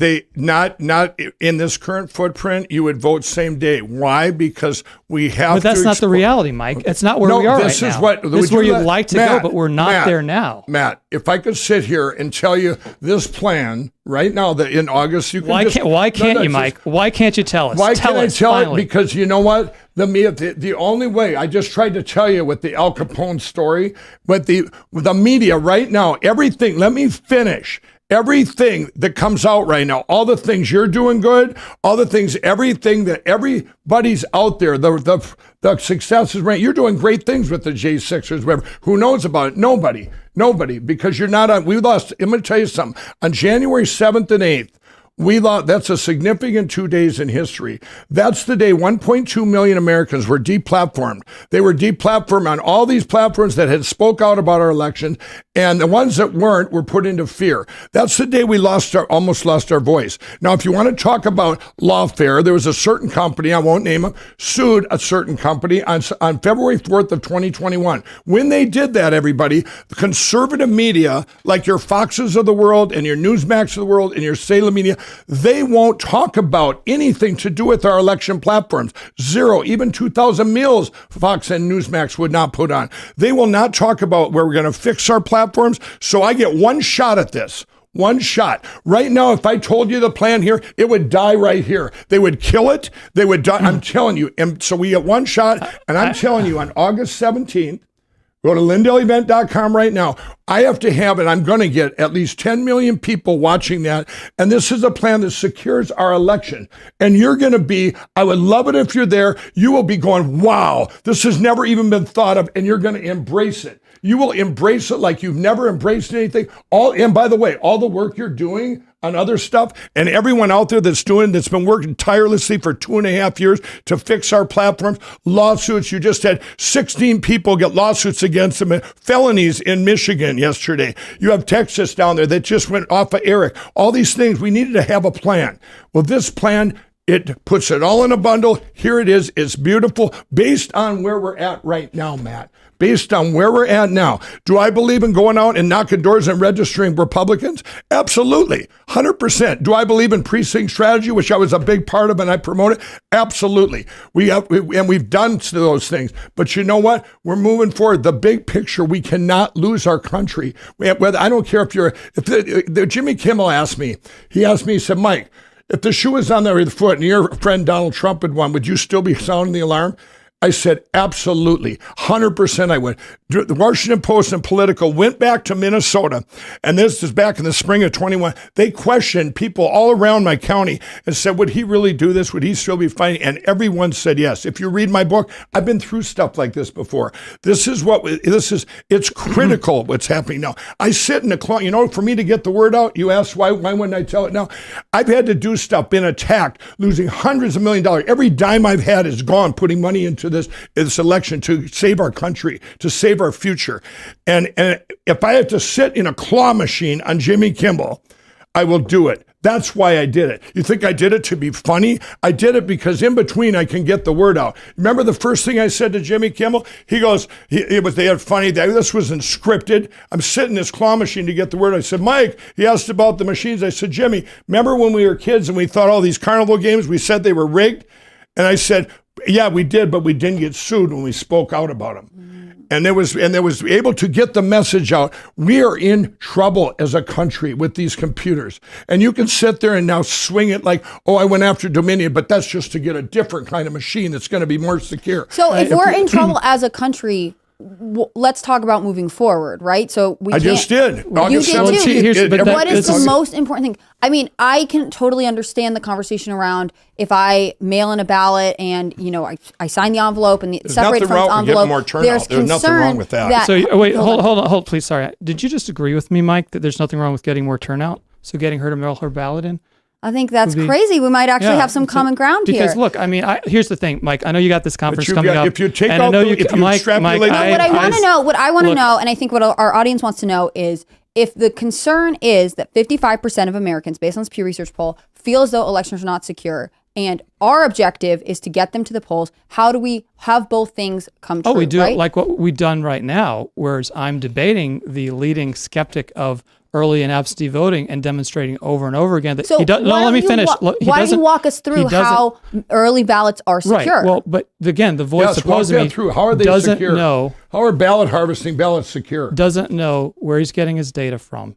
He doesn't want to release got it from any the evidence. States. I got it from all 50 states. And if you just come to this conference, all will be revealed. I assume you're not attending the conference. But I really would like to return the point, because I want our viewers to walk away from this having really learned something about what happens when their vote. Tell them how ballot harvesting works. Well, how is it secure? And I've harvested ballots myself. So let's talk about it. Sure. What is there fear? Just take the boogeyman out of the closet. Do we trust you? Well, the people. I'm just saying. You say you ballot harvesting. Hold on, let him give him a chance to respond. Look. In states where it's legal, and in many places it is, you can walk up to somebody's house and say, hey, it seems according to our records you haven't returned your ballot yet. It's really important in this election you do so. Let us take your ballot and we'll put it in the drop box or return it to the county for you. Can you give it to me?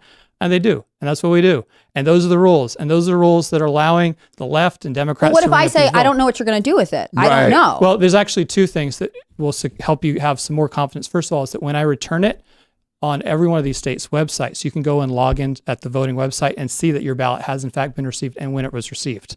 So that is some authentication. And on the interior of the ballot, which I don't have access to, you've got personal information you have to write down that they then confirm and check. And again, it's not perfect because the signature verification is very subjective, and that's why we've been advocating for thumbprint authentication on these. Again, you've been advocating on the current footprint. How does ballot harvesting help? I just did. Question. So if these people whose houses I went to and retrieved these ballots from, they wouldn't have voted otherwise. We wouldn't have gotten them in. Or in the case of Virginia, where ballot harvesting in that way, legal ballot harvesting isn't legal, what we can do is get them to fill out a form so that the state will mail them their early ballot and do so automatically every year.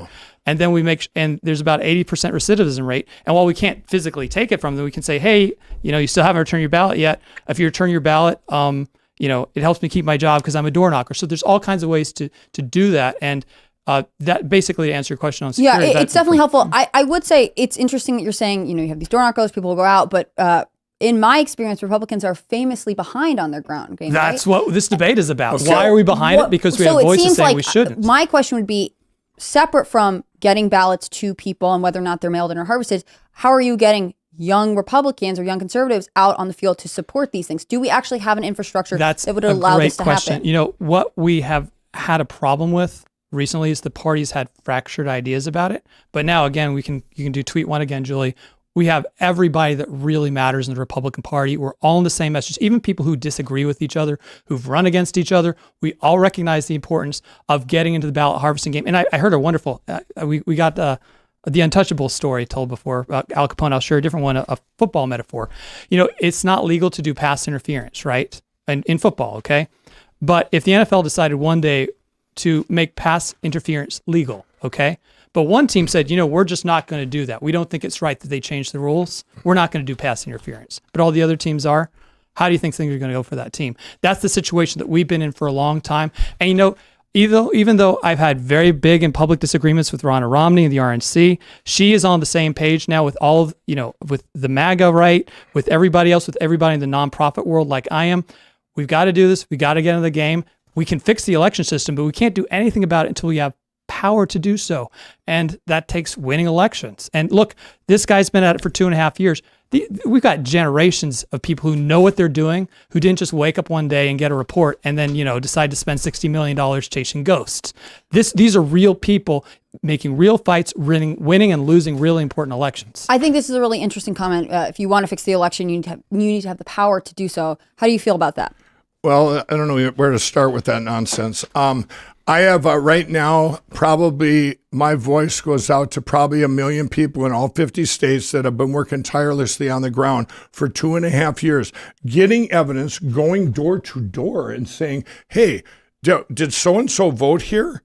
And they go, no. And then we backtrack that. We have cyber guys, and I have a team that's probably 50 cyber guys alone that are on payroll that dig into these mathematical anomalies, these mathematical deviations that are impossible. I'll just give you an example. The Secretary of State of Florida, hold on here, I'll get the numbers. With our dirty voter rolls, you have I got to see here. In Wisconsin, or here it is. In Wisconsin, I got to get them all here.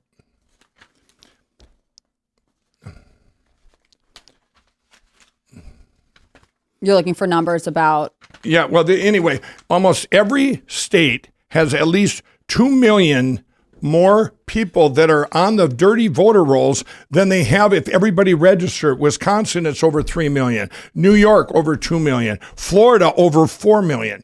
So if the more you have early voting and the more you have this ballot harvesting, they're just pulling names from the rolls. In Alabama, I don't know if Matt can explain. You can give me all the flack he wants about this evidence since that evidence was permitted or put out with that site with Dennis Montgomery. Those were, think of it, a camera angle in a diamond store robbery, right?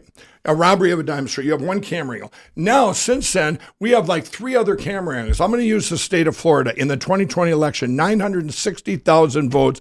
That's what this evidence said. This, whether he's saying, trying to discredit, because it's not all out there yet, and it will be because the judge just ruled it can't.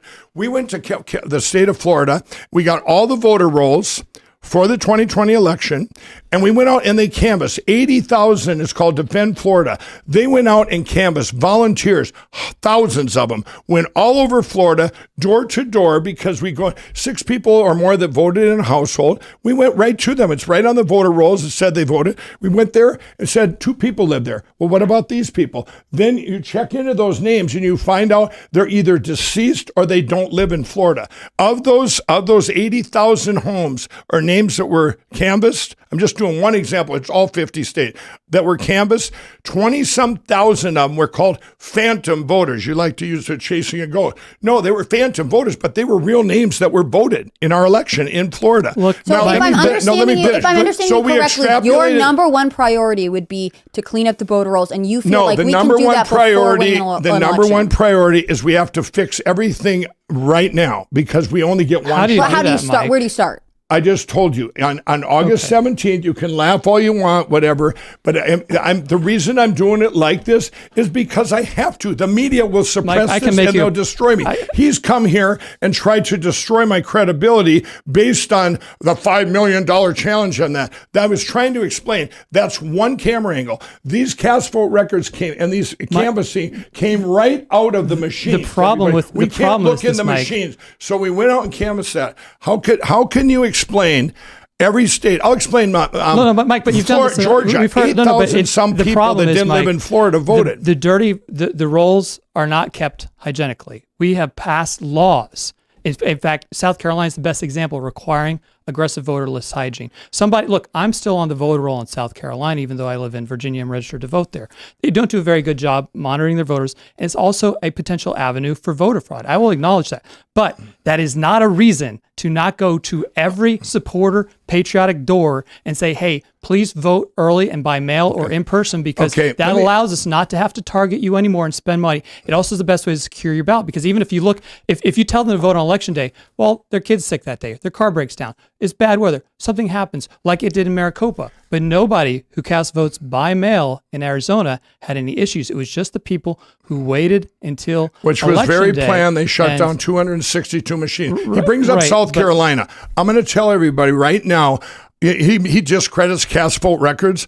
We can't look in the machines. They won't let us look in there. So these are the one thing we can get 2 things from under the Freedom of Information Act. You can get the cast vote records, and you can also get all the voter rolls. I bought them. I've got them all for everyone that voted 2020 and 2022.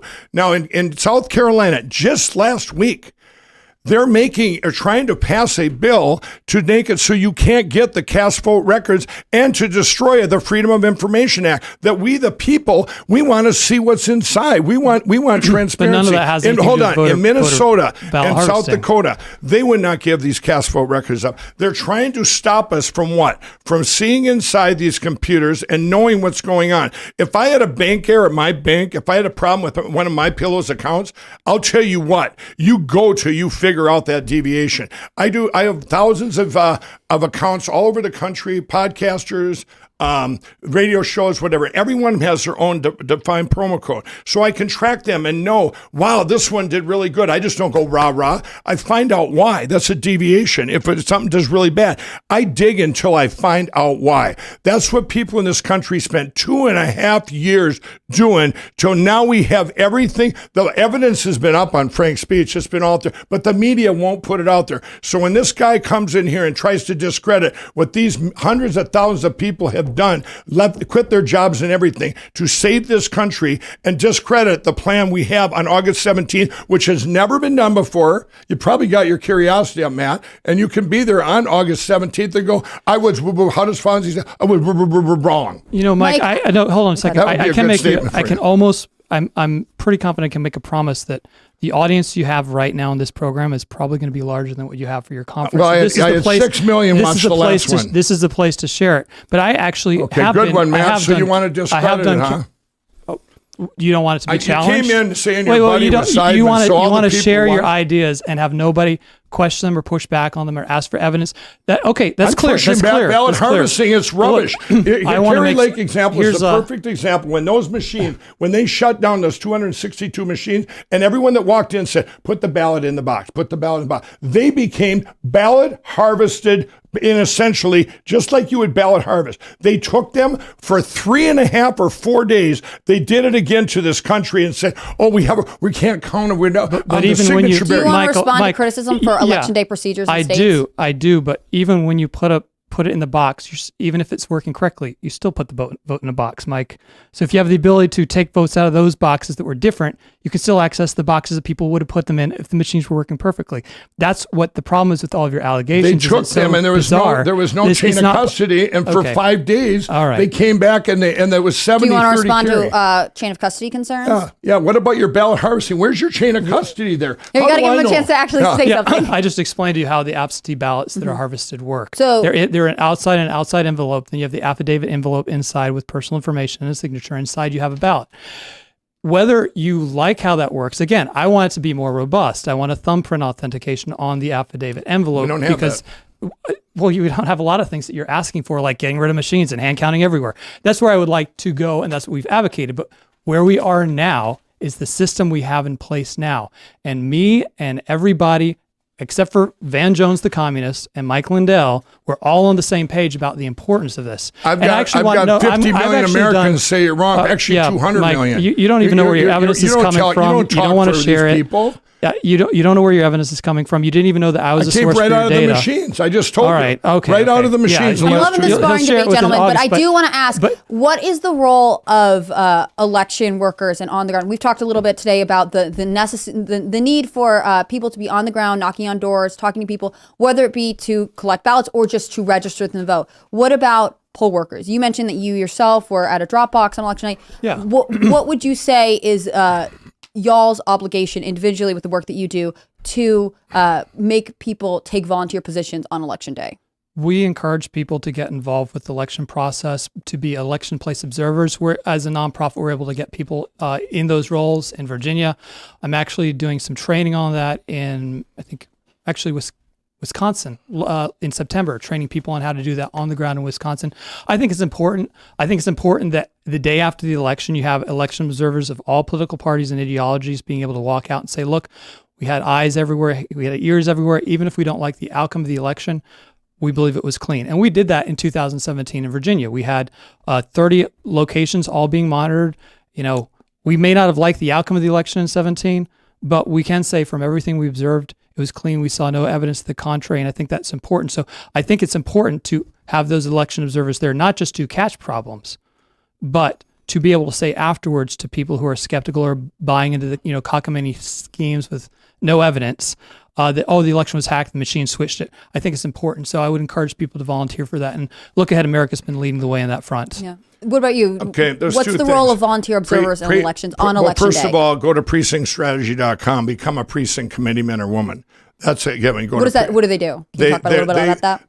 They're get involved with a lot of things, but they actually vote the people in with the GOP. They actually do a lot of stuff, but it's a very important role. But it's they've been empty in the Republican Party for a long time till precinct strategy, till that came along, and to fill them up. In South Dakota alone, I think we filled up 800 of them that haven't been filled for decades. And the other thing is, you talk about poll watchers. I want to tell everyone, with the plan in August 17th, don't be afraid of what happened in 2020 when you were a poll watcher and you went out there and you seen things happen, like in Michigan, 106 votes come down for Biden in the middle of the night and 3,000 for Donald Trump. And they said, oh, those darn mail-in votes. The mail-in votes in Michigan were counted on the morning of the 3rd. So all these people that spoke up and said what they seen because they didn't come from mail-in votes. We know known where they came from. They spoke up, and you know what? Over 200 of them were sent threatening letters, sued, and we had a lawsuit. We still have it ongoing. They turned around and sued the machine companies and said, "How dare you send us these?"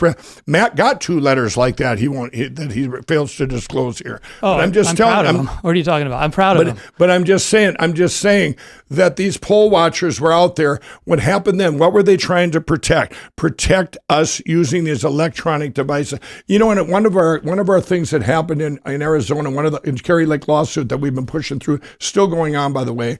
A judge said to one of my attorneys, said, "Yeah, there's a vulnerability in paper ballots hand counting too. People cheated. They've been cheating forever." And you know what my lawyer said? He said, "Yeah, that's true, but what you can do with the computer by hitting a button and just changing a 0 or do whatever, and everywhere else, a cyber threat is the biggest threat to our world, cyber threat." And he said, "But if you cheat the other way, you'd have to have a cabal of people the size of Nevada, and to do the kind of cheating that can go on." So what I'm saying is, when you talk about the poll watchers, when you see after this plan that we're putting forth on August 17th, all these questions will be answered, and everyone's going to go, "Why didn't someone do this sooner?" In world, it's never been talked about. And Matt, I put a challenge to you. I would like you to come to the event, because I would like you to say you're just misconstrued, and I get that. You've been around a long time. You don't know. You don't get it. And you're trying to do something. You're an activist. You've done great things for the January 6th people. I mean, probably more so than anyone. But you don't know what the reality is of this uniparty and attack on our country. We're going to lose our country if we don't fix our platforms now. We can't wait around. And if people don't tune in, you make a joke about this, about the people tuning in. We have to get around. Matt, you want to respond? You make it you've given us a master class on why you're an excellent pillow salesman. That level of energy, the intensity, the complete lack of reserve. I get it. You're very successful in that business, but you have no business giving anybody political advice. And if I was... And you do? Who are you? I've proven what I can do with a massive company. What have you done? That's I crazy. Let my record speak for itself. Like that. Let me finish, though. You're worse than the left-wing media. Come bring in here and try and discredit the biggest evidence we ever had. If I want to badly damage Democrats' confidence in elections and dissuade them from voting, I would have somebody go into that community and tell them that their votes are being stolen, they don't count, and by all means, do not cast your vote through the simplest, easiest way for you to cast that ballot. Do it in the most difficult and hardest way possible because only then you'll be sure you win. I would love to have an agent go into the Democratic Party and spread that message. Instead, we have somebody coming on our side of the aisle spreading that message. You talk about canvassing. I did canvassing too. I had a very different story, though, a very different outcome. There was somebody that was curious about, these phantom voters, ghost voters, and they said, "Look, Matt, I want you to come down to Georgia, to Atlanta, Fulton County, and see what's going on." And we created this universe of people who either had voted in the 2020 election, had never voted before, or had voted not in a long time, or they were just recently registered, okay? Just freshly registered. So we identify this universe, and we had a whole team of people go out. And look, if you're reckless with this, be very careful, because the FBI will come after you for voter intimidation, because you go to somebody's house saying, "Where's this person? They cast a vote," or something like that. Instead, what we did was we just asked to see the person, because we wanted to ask them, as somebody who hasn't voted in a long time, or maybe it's their first time voting, was it easy? Are there ways we can improve the system? And just document it. So it's more friendly, but we're still determining whether or not that person really exists or not, and whether or not they really cast a ballot. And what we found were thousands of people who were freshly registered, who had been registered a long time ago and not shown up to vote, but did so this time. Why? Because Stacey Abrams and her organization was funded and went door to door and did everything they could to make sure I looked them in the eye. They existed, and they told me that they existed, and they cast those ballots. They were freshly registered. They were freshly turned out through ballot harvesting and similar schemes. And that was a wake-up call to me, because I was curious: is this a massive fraud thing? Because we're always open to it. But that was what we found. Now, you can also electronically immediately identify, quote unquote ghost voters, people who don't live at that address anymore. They're still on the roll. They got a ballot. They shouldn't have cast it. We've identified thousands of people like that, and we're trying to get them removed from the rolls. And in some cases, we've had them vote both in their home state and in an outside state. So we've got a lot of open cases on double voting. We've got 3 convictions of double voting so far. And, again, we're a small organization. We're not $60 million. We're like, I think about $400,000 to $500,000 on this effort because that's all we got. And we punch way above our weight at Look Ahead America. And I can drop a website too, right? Support us or sign up to volunteer at lookaheadamerica.org. But I'm just saying. But mine's not to make money. Mine's to save the country, not to raise money. Mine is LindellEvent.com. Mike, we're going to reveal the We're plan. a C3. We release our 990s. Well, one quick thing. You talk about registered voters. Yeah, sure. In California, everybody, here's your early voting ballot harvesting type thing. In California, in the Newsom, in that election and that recall, there was at least, I would say, thousands and thousands of people that got there and they said, you've already voted. You ballot harvest, and I'm telling you, when you found all these people, they didn't go vote, you don't know that. You just because made the they case could have for me. mailed their vote Mike, in, and there's the trash. You just made There's the case. trash. If you show up on election day and they show you already voted, that means that your ballot was taken from you early. If you had casted it yourself early, then that would not have happened. They're caught. California is a great example, Mike. You don't get it. California is a great example of ballot harvesting. In 2022, hold on. In 2022, Republicans in California decided, you know what? We're tired of losing on this harvesting game where it's wildly legal, should be changed, shouldn't operate the way it should. I agree. I would support making ballot harvesting legal. Okay, I completely support that. But in California, the Republicans said, you know what? We're getting in the game. And what they did is they set up their own drop boxes at areas close to their constituency, and we picked up a bunch of congressional seats. In fact, they did it so well, the Democrats actually sued them. And the state came after them for doing that because they were doing it so well that it was starting to become a threat to their dominance of the state. They were picking up congressional districts that they never thought they would win. And again, that's because of the leadership of people like Harmeet Dillon and other people in the California Party who are leading the way in this fight. Is that, look, Mike, Harmeet Dillon, by the way, is the one that pulled out of Arizona. I'm going to tell you this. In California, it's one of our best states. We're on the first day of this event. We're going to have all 50 states up there on August 16th.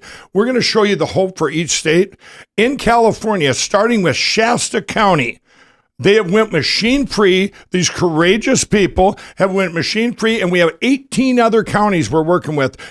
Machine-free, paper ballots, hand counted, just like they did in the election in Osage County, Missouri. This is from the county up, everybody. Most states, you can make these decisions from the county up. You can go into your county and say, we don't want that machine. They're not transparent. We want transparent elections. Now, if you do this, if they get rid of, which we will, eventually will be gone. But let's say it's Shasta County, California.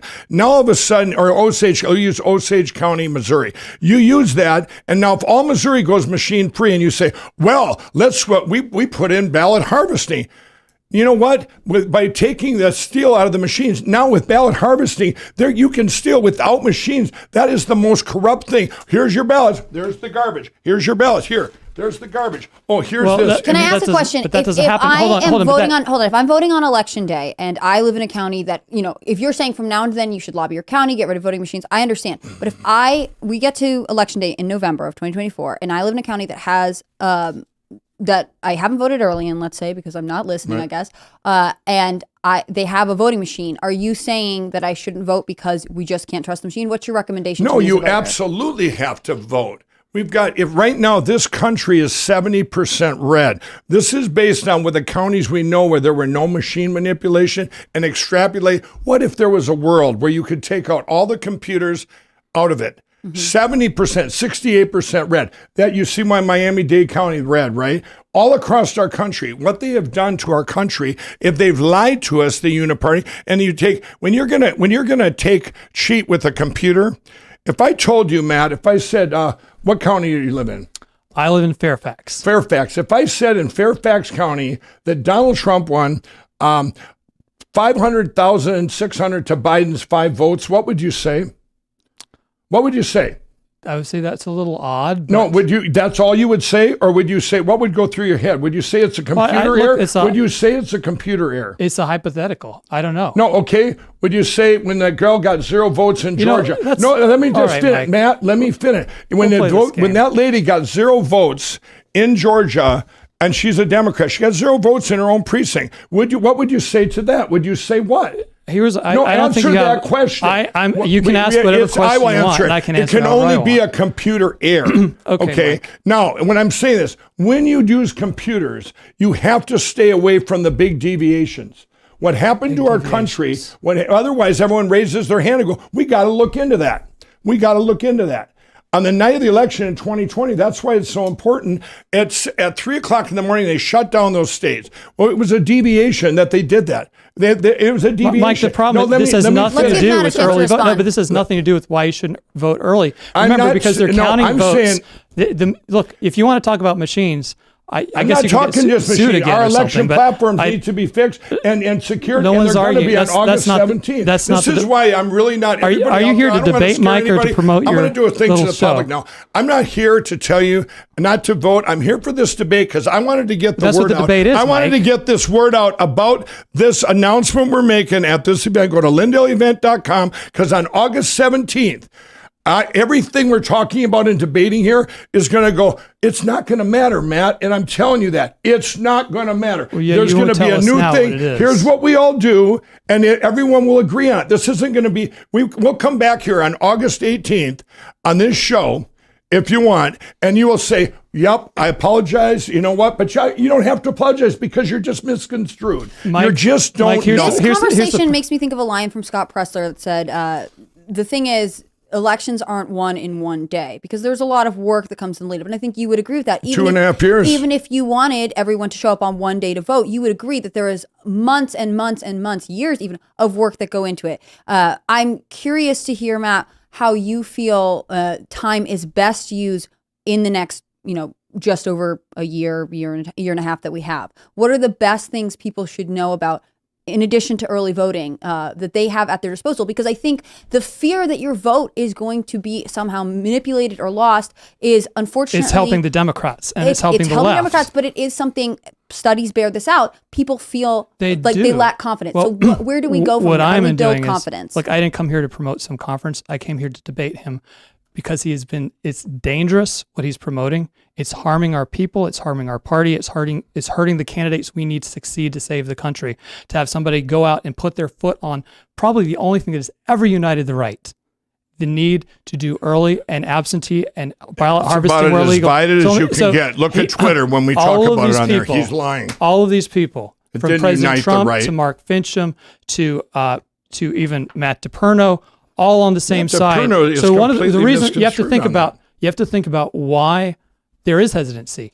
And the way I deal with it is by debating people who, call military veterans traitors to the country when they ask for evidence, or call me a liar, or question my pedigree and my You background. just said that you just united the country ballot harvesting. I got hundreds of millions of people out there that say, yes, hundreds you're of millions. wrong. Yes, hundreds of millions. Let me Mike. just say this. So no, she asked me the question. What? She asked me the questions, what you can do. Look, in Virginia this year, we have, through Look Ahead America, a nonprofit, nonpartisan, we're doing everything we can to get disaffected, patriotic Americans of rural and blue-collar backgrounds to vote, preferably vote early, preferably sign up for automatic absentee.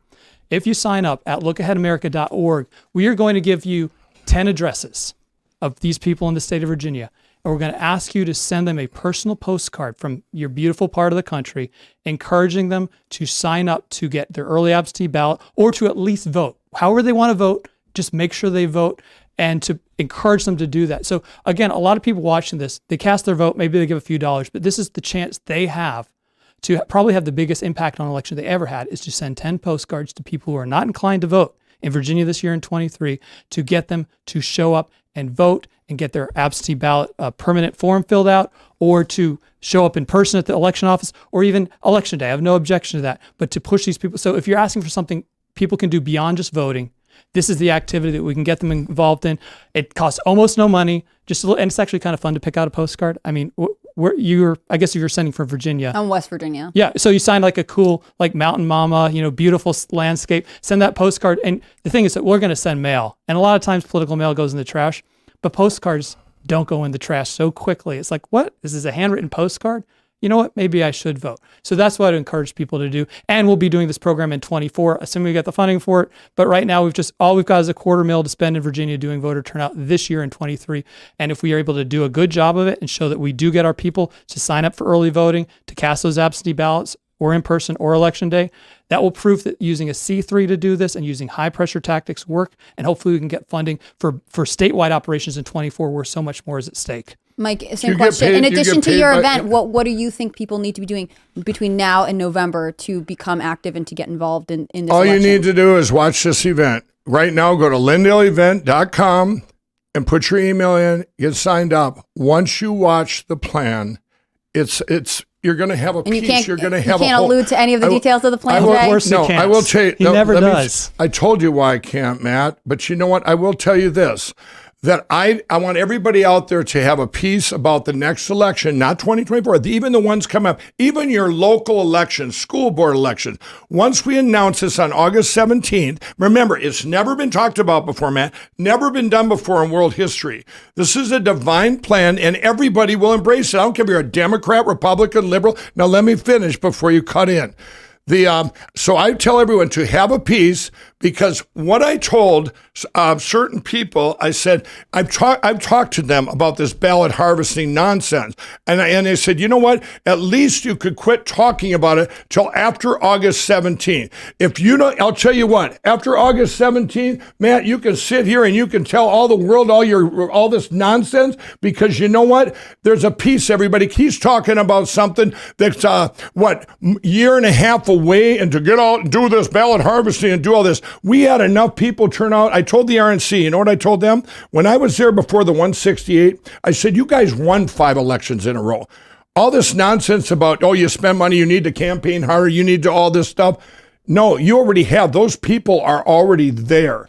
Enough already voted. They needed to fix their election platforms that they overlooked for 5 elections in a row. And I'm talking the Georgia runoff with the 2 senators and all that. By the way, do you know I prayed that they would take both those senators in Georgia? You know why?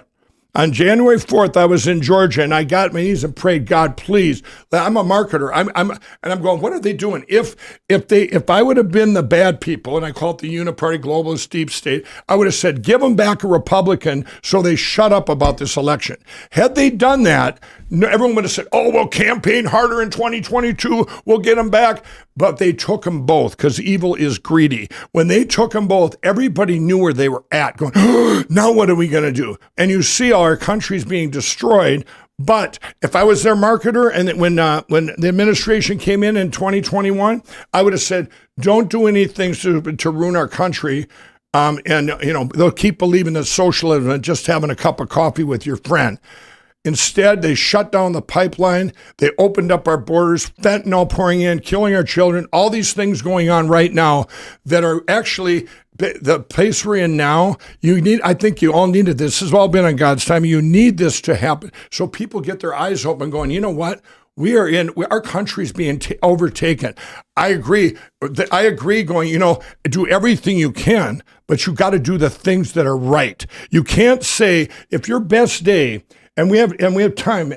If your best day, we talked about at the beginning of the show, in a perfect world election, which five other countries we named earlier, same day voting, paper ballots, hand counted, precinct level, voter ID. And if you can get to that, that would be the perfect thing. Why would you, a year and a half early, start blabbing off about, we're going to do what they do. We're going to do what they do and give in on this. We have fought. Everyone in this country that has given up their jobs and everything to fight for this perfect one-day voting in this situation. All that would have been flushed down the toilet if they had this plan, because it would have been people like Matt that said, go ballot harvest, do as they do. When we have fought in every state, right now, Osage County, a lot of places in Missouri and California, we have over 100 to 200 counties that are already going to be right here in this slot. And we have a year and a half to get them to that slot. But now with the plan, we can deal with the footprint we're in. So I'm telling everybody, lindellevent.com, I put my money into stuff, tens of millions of dollars, $60 million. I'm not trying to raise money for my charity to sit here and say, as a thing, because a lot of people that are out there, ballot harvest, and doing stuff, that's how they're making their money for their charity. I'm not asking for money. I'm asking you to watch the plan. I put in this event alone $5 million of my money. I borrowed money to do this. This plan needs to be heard. Then you can come back here, Matt, and all the people you think out there that Mike Lindell's a conspiracy theory. You know what? Before this, I've been full disclosure what I was. I was an ex-crack addict, an ex-addict, and I said, when God set me free of that, I wanted everyone in this country to get off addiction, get out of addiction, get to Jesus. And one of the things going on right now, we're in the greatest revival for Jesus Christ in history, because you don't look to God when things are going good. It's usually when things are going pretty bad. But I'm here to tell you, when I was on that Rose Garden stage and I said, we pray for grace. God gave us grace for such a time as this. And people say, Mike, this doesn't feel like grace.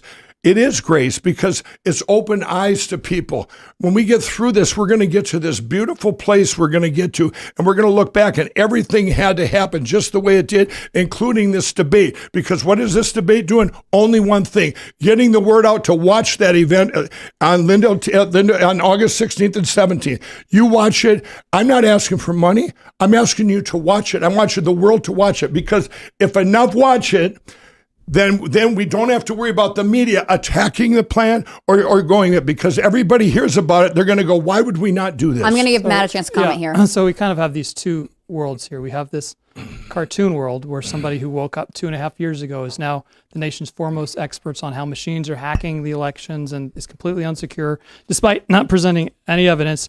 And then you have the real world, where I live. Why do you say not presenting any evidence? What's the matter with you? All of these elected officials, these leaders in the movement, leaders in the party, people who've won elections, people who've been on the front lines. I actually, going all the way back to the year 2000, I was at the RNC where we were fighting in Florida after the election, because it was also very close, and trying to identify illegal ballots, trying to secure that. So I've been at this for an incredibly long time. But I think I think there's a bigger problem in our party right now too, that I think we're learning about a little bit here, is that he made a couple points about, he's spending millions of his own dollars, right? And I'm not personally wealthy. I actually take a salary from Look Ahead America. It's on this 990 form. My salary is about $55,000 a year, and that's fine. If I got every dollar we get more that we raise, then that means I can hire more field organizers to go to doors in Virginia, right? So Look Ahead is definitely not a moneymaker for me, but it reminds me of I took a trip to the middle of the country to visit a major dollar donor, okay? And this was a well-known major dollar donor. And there were many other elected officials there who were trying to raise money from him. I was there with a client who was trying to get a contribution from him. And what was interesting is that this donor had a fixation on an issue, right? And his issue was that the public needs to understand. We need Tucker Carlson to do a segment on the fact that we're a republic, not a democracy, okay? And while most people in that room, the elected officials on the stump, et cetera, they never talk about that issue. It's a million. Now, he's right. I agree with him completely, right? I agree with the principle behind it. But that's where his fixation was. It wasn't on any of the urgent things, but that was what his fixation was. And because he was the guy that controlled the purse and the money, everybody in the room, suddenly they were all enthusiasts for that argument. Enthusiasts for, we should teach that in the schools. Yeah, I'll talk to Tucker's producer. We'll get it on. All these kinds of things. Why? Because they need to satisfy the donor's interest. So here we have a case where somebody who I don't think would be taken seriously, but anywhere else in the country would be just some guy on the bar stool dismissed as a lunatic, has all this attention. Why? Because he has the ability to write $1 million checks. And suddenly that perverts all the attention. People pay attention to him because he has this ability to fund it. Like he says, look, I want to pay $2 million checks to getting sued. I want to find I want to pay like millions of dollar bounty to discover, a packet capture of Chinese computers hacking elections, right? So obviously somebody wants that money, so they show up and they present evidence, which is completely fake, but he believes it, and he does a cyber symposium presenting it. Or somebody else wants to get paid, so they come up with this thing of vote swapping all over the country. Of course, we can't have the evidence. I'm just so stupid. what I'm getting at here is that ordinarily the guy, the original donor who was had a hard on for we're a republic, not a democracy. I don't mind him. That's just cool. The problem is that the direction that Lindell has been leading people is destructive. It's destructive to our objectives. It's destructive to our agenda. I wish we had a counterpart like him on the other side telling their people that, it's all rigged. The machines are going to steal your votes. The chain of custody issues. That's why you can't vote in the easiest way possible. You must vote in the most difficult possible way on election day by driving to the polling place. I wish we had somebody like him on the other side. But this is what we're stuck with. So I'm asking you people, stay out of cartoon world. Come with me in the real world. Come with me with President Trump and Marjorie Taylor Greene and Scott Pressler and Mark Fincham and even Matt DePerno, and join us in this effort to get more of our people who would otherwise not vote, to cast that early ballot, to sign up for absentee ballot, to harvest their ballot where it's legal. Join us in the real world, and stay out of cartoon world. Gentlemen, I want to thank you both for coming out today. We actually have to wrap up. This has been a really interesting debate, and I'm so glad that we have two passionate people willing to hash out these issues. It's never fun to be in the middle of the debate, but again, I commend you both for coming here and rising to the occasion. So if you guys just want to both let people know where they can find you and see your work, just the last 2 minutes here. Matt, why don't you go first? Hey, first I want to thank Julie and Ian for all the work we did preparing for this and for getting out the live tweets. I would also ask people to sign up at lookaheadamerica.org. We'll keep you updated on all of our things we're doing. We train community organizers. I think we have one coming up at the end of the month. We've got a lot of opportunities to just get you involved that don't cost any money other than 10 postcards, right? Not that expensive. And I would also encourage you to join our Gilded server since Discord shut us down. So that's gilded.gg/lookaheadamerica if you want a cool gaming community, cooking community, etc. So I promised Ian I would plug that today. So again, and also thank you, Hannah. This could not have been easy. You did a fantastic job. I'm no Tim Pool. I don't know what to say. Oh, we just need a beanie. That's all. That's true. Mike, can you let us know where to find you? I'm just here for one reason, and that is so that you all go to lindellevent.com. I'm not asking for money. This event's going to cost me probably $3 million. I want you all to watch the plan that's going to secure our elections in one day. It's never been thought of before, never been done before in world history. And all this stuff here, don't worry about it, because come August 17th, we will all say, wow, this is beautiful, and we will all have hope. Whether you're a Democrat or Republican, I do the things I've done too. I look for the Democrats, like that lady that got 0 votes in her own precinct down in Georgia. We've been hit. This stuff has been, we have to save our country.